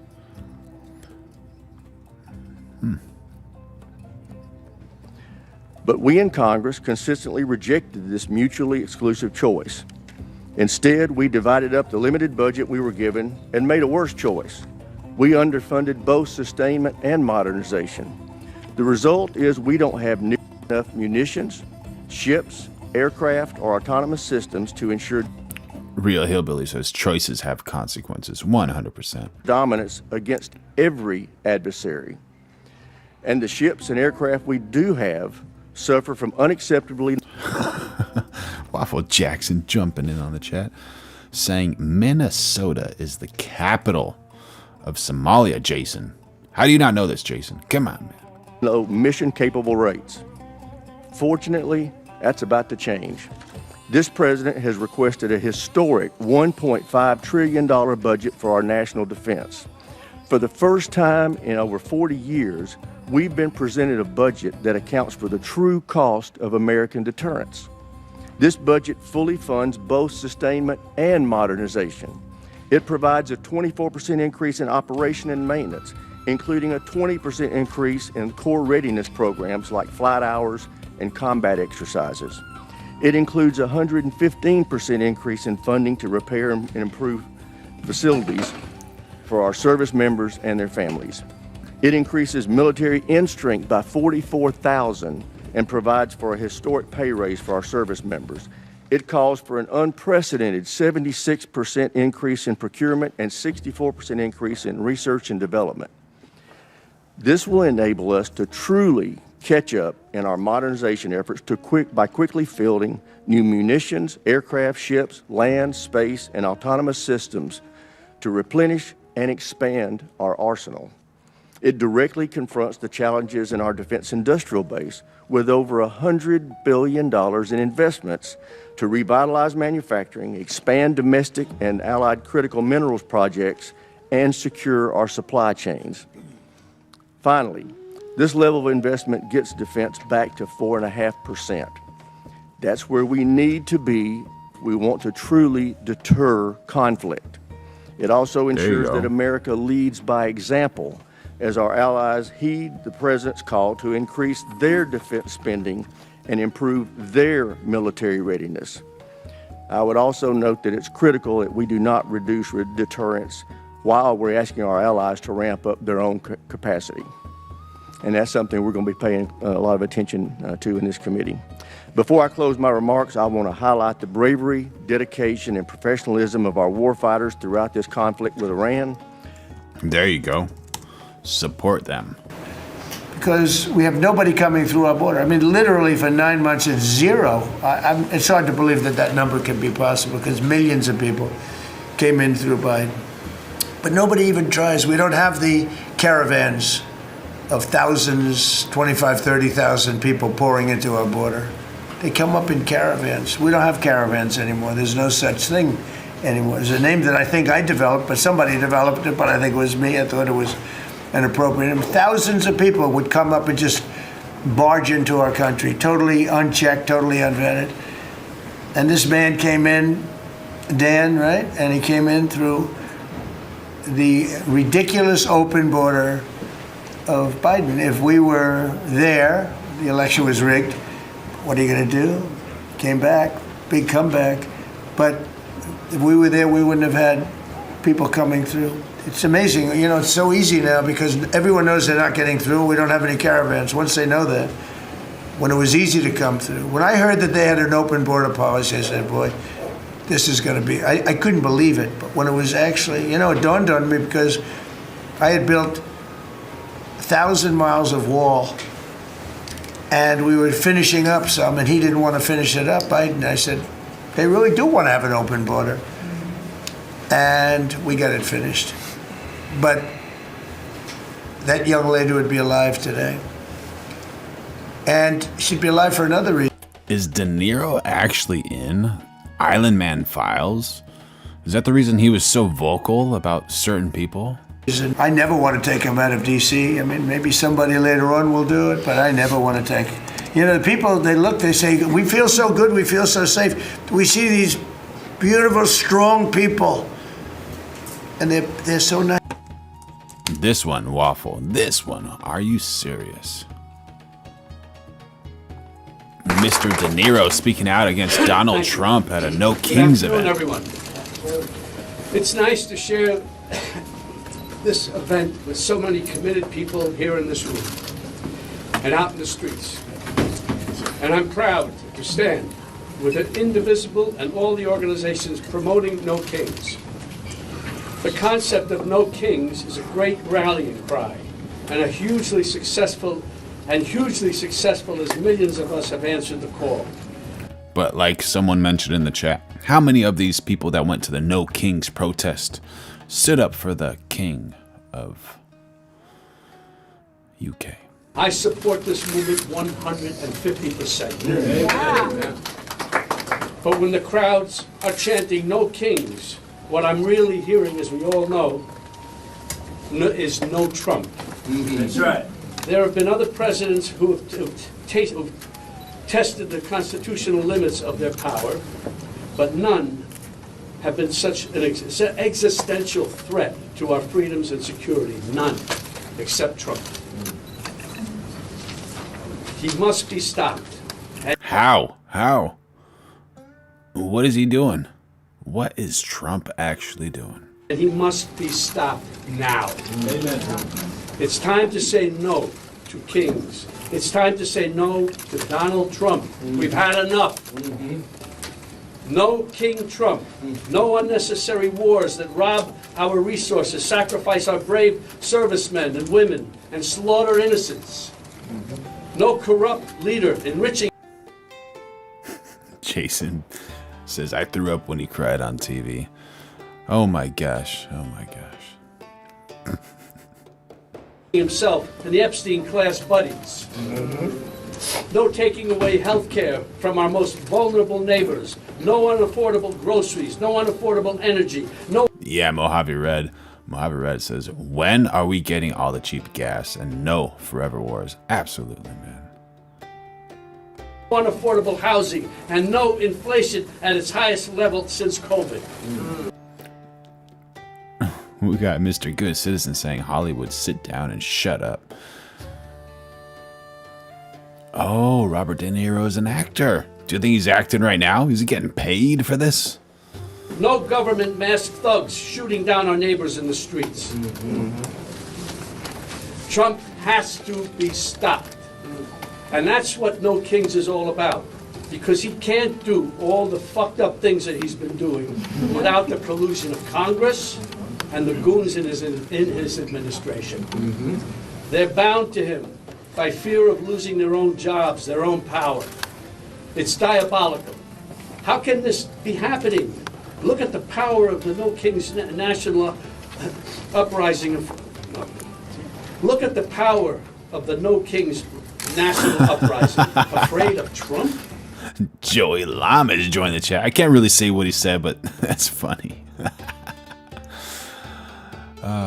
But Robert De Niro has so much love. He even has one of those buttons that says, I love New York on his jacket. Please. No, they should be more afraid of us. Yeah. That's right. Because they shouldn't be more afraid of you? You? Are you making threats, Mr. De Niro? we still believe in the core American values of justice, equality, decency, and kindness. Justice, equality, and decency and kindness. Kindness, I don't know about that. We just saw that with that big, obese woman attacking the naturally sized woman with her words. And equality? You want men to compete in women's sports. Where's the equality there? Come on. Because we're going from the streets to the ballot box, and because we all deserve a country with no kings. There you go. Deserve with no kings. Real Hillbilly says, not his speech. He never seen that speech before. He's getting paid after the speech, man. So you're getting your money for saying all these things after you're done with it. Belize 7908 says, why does he hate Trump like this? Who is he doing it for? Himself. Yeah, absolutely. Great question. Would love to know the real reason. Like, if we can get some of that data of like the real reason he's making these speeches, it'd just be great.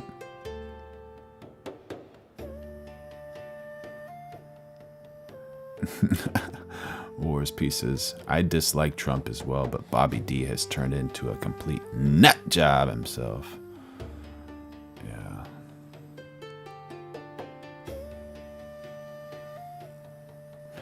Oh, we gotta show some respect to the servicemen. We got Dan Storm 3 saying, oh please, as if you guys care about our servicemen as you ignore the 608 Americans who were extinguished by Iran and Iraq, and you want us to forget and do nothing. May their souls rest in peace. And it would be much better if 0 servicemen were extinguished. No Trump. Thank you.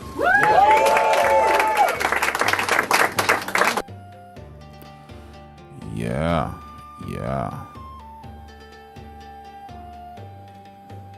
That's what he does. Americans have turned out all over the country. Exactly what he does. No, it's not in the budget. Insulation costs $5. Now you're going to hear the guy next door. If he's next door to me, I'll be able to hear his military plan. I'll know exactly. If Lutnick is in there, I'll say, oh, I know exactly what Lutnick's got planned. It's the craziest thing I've ever seen. They've ripped this gorgeous building apart, and you can never build it again. I could, but it's... Oximus1 says, you failed the auditions. It's so funny. The dog is laughing, man. Dude. Make sure y'all like, subscribe, turn on those notifications. Going live every day at 2026. Throw in a super chat. Become a member. Join the channel. A building that may never be occupied by Kevin Warsh. He may never get there. We're going to have to find him some space in the White House. We'll put him in the basement of the ballroom. But when, now think of it. When Jeanine Pirro and Pam and the group, when they bring a suit, it's like, oh, this terrible thing. And then we have a judge that attacks us. So we've got to get our priorities straight, you know. It's a very sad thing that's happened with the Fed. And then just one other thing very quickly, you have Gavin Newsom in California Railroad. That's 100 times over budget. It's out of control. It was supposed to go from the middle of San Francisco to the middle of LA. Well, now it stops way short of both. It now goes into areas that nobody ever heard of. It's billions and billions of dollars over budget. Years and years. Democrats in the fraud squad. Typed by Jason Beatrice. Just dropping those jokes. Be decades late. And that's why we have a country that has a lot of problems, you know. We have incompetent people. It's all people. Think of this, Federal Reserve, I would have had that building done for $25 million. I would have, if I did it, it was up to, somebody else would have done it for more. So maybe 50. But you could have done that building, if it was properly done and planned, you would have done that building for, I would have done it for $25 million, and it would be better. It would be better. See this pen right here? This pen is an interesting example. It's the same thing. So this pen is very inexpensive, but it writes well. I like it. But I can't have the pen the way it was. You know what it is. I don't want to give too much publicity, but they do treat me well. Sharpie. So I came here, they have $1,000 pens. And you know, you hand pens out, you're signing and you hand them out, you're handing them to all these people. Sometimes you have 30, 40 people. And they were $1,000 a piece. Beautiful pen, ballpoint. $1,000 a piece. $1,000 a piece. They're tremendous work. But see, even there, he's giving a shout out to Sharpie. He's just a businessman. Do you think Biden would ever do that? Like, kind of just create that little boost in business, you know? Like, I think that a lot of people see Trump and see the bad, negative things that he's doing, but do they also see the good things that he's doing? It's a good question to consider, right? Work to achieve the very clear military objectives of this operation has given the president the opening he needs to negotiate a true and lasting peace that will ensure Iran never acquires a nuclear weapon. Mr. Secretary, General Kane, thank you for being here. I look forward to hearing how this budget request will ensure our military can preserve American deterrence for generations to come. And with that, I yield to my friend, the ranking member, for his opening statement. Well, thank you, Mr. Chairman. I appreciate those opening remarks. I want to start by agreeing with you on the last point. Our troops have performed incredibly well in the last 15 months. They have been asked to do more than anyone expected, and they have demonstrated the incredible capability of the United States military. I think we should all recognize that. Even if we question the strategy, some of the decisions behind it, our troops deserve nothing but our praise for the incredible job that they have done. It has not been perfect. Certainly mistakes have been made, but we have demonstrated to the world that we have a highly capable military. And I hear the chairman on the need for an increased budget. I think there's a whole lot of needs across the United States of America that would have the same attitude about health care, about education, about... So allegedly Pete Hegseth is going to turn off the microphone on this arrest. But as the commander-in-chief, it's the most important. role he has, and therefore you're the department where you take the most direct guidance from the president. Everyone in the department has to support the president's decisions once those decisions are made, correct? Correct, Senator. As I've said, there's only one person that was elected president of the United States. Yeah. And the American people elected him to make these decisions on their behalf. And if and when those decisions are made, the department is prepared to execute. And I know that you welcome and have robust policy debates in the department, and no doubt you have very differing views on many questions, whether it's what to do with Iran or what kind of aircraft. Ronnie says PH is a demon. Or ships we need to build, or what the quality of commissaries are on our bases, and that's welcome. You need that kind of robust debate to make the right recommendations. But once the president's decision has been made on any question, that's final, right? That's your standard? The president welcomes, I've watched it in real time, views on all issues from all aspects. But yes, once those have been represented, intelligence have represented, options represented, upsides, downsides, threats, of course, when the president makes a call as the commander-in-chief, we will execute. Well, thank you, because I know there was some controversy earlier this year inside the department, and not everyone seemed to be on the same page that you and the president are after presidential decisions had been made, and you had to make some tough decisions there. And I commend you for those decisions. I think you did the right thing. You have to make sure that everyone stays on the same page and everyone supports presidential decisions. One decision I also want to call out, since we haven't spoken about it here, and I'm not sure we will, and I want to commend you for as well and commend your team, is... If you guys see a Restream bot, after you see Restream bot, there's an @ sign. So like now you just see @Bardclay on one side, then on the other side you see @Waffle Jackson. So those are the people who are talking, because we have a vertical and a horizontal stream, so everyone can talk together. And make sure y'all like, subscribe, turn on those notifications. We're going live every day at 2026, and throw in some super chats. Become a member. Those bases to the names that so many generations of soldiers served at for new American heroes. Is that right? Yes, all of the previous names for the U.S. Army installations have been returned. Well, thank you. I think that was an inspired approach. It complies with the law. It teaches a new generation of soldiers about those who went before them, and I hope the matter is settled. I especially want to commend you for Fort Gordon, named after Gary Gordon, one of 2 Delta operators along with Randy Shugart, who willingly laid down their life in the Battle of Mogadishu to protect their buddies, not even in the battle at the time, and against commanders' repeated wishes until they pestered the commanders finally to let them get on the ground and protect those soldiers on the ground and laid down their life. I think that was an inspired choice.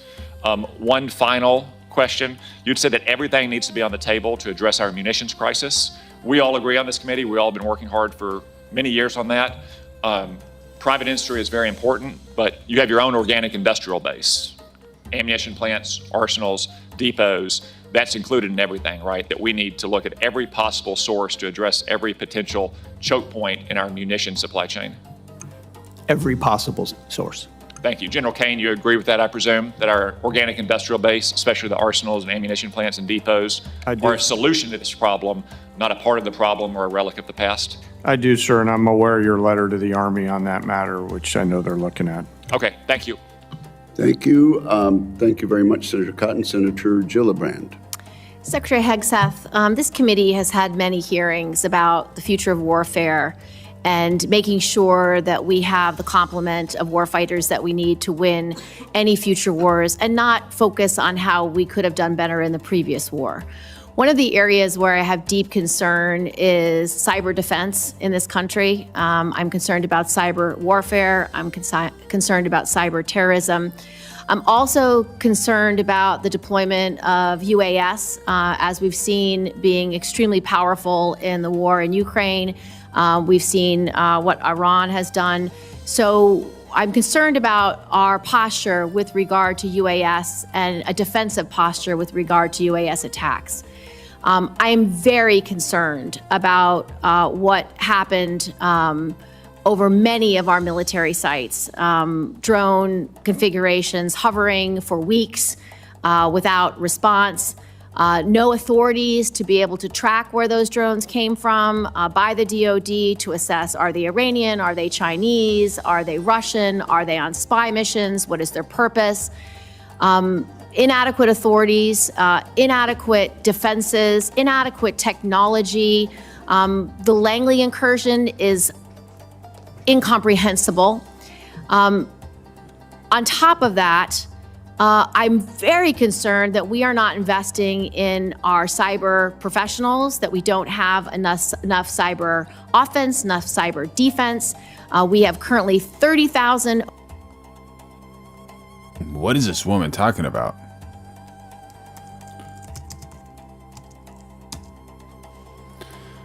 There's a thing called OpenAI.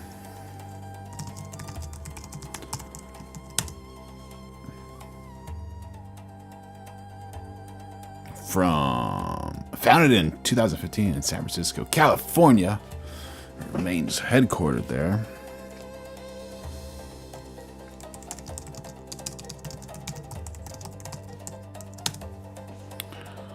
We have Palantir, an American software company, while it was founded in 2003 in Palo Alto, California. Then moves its headquarters to Denver, Colorado in 2020. And more recent reports also indicate a move of its primary headquarters to Miami, Florida. There you go, from California to Colorado to Florida. Come on, lady, give me some facts. OPEC supported in the last 2 NDAAs, which is a cyber academy to create a pipeline of young people who do cyber for service. So they get a state-of-the-art cyber education at over 600 schools around the country, and then they dedicate the number of years they had education to the Department of Defense or the intelligence community. And right now it is not being funded. And right now, because of the hiring freeze, these kids who have completed their degree under the Cyber Service Academy actually can't get a job at the DoD or the intelligence community. She hyping up these universities? What is this woman doing? My goodness. My goodness. Let's go, Mrs. Gillibrand. Let's go, let's go.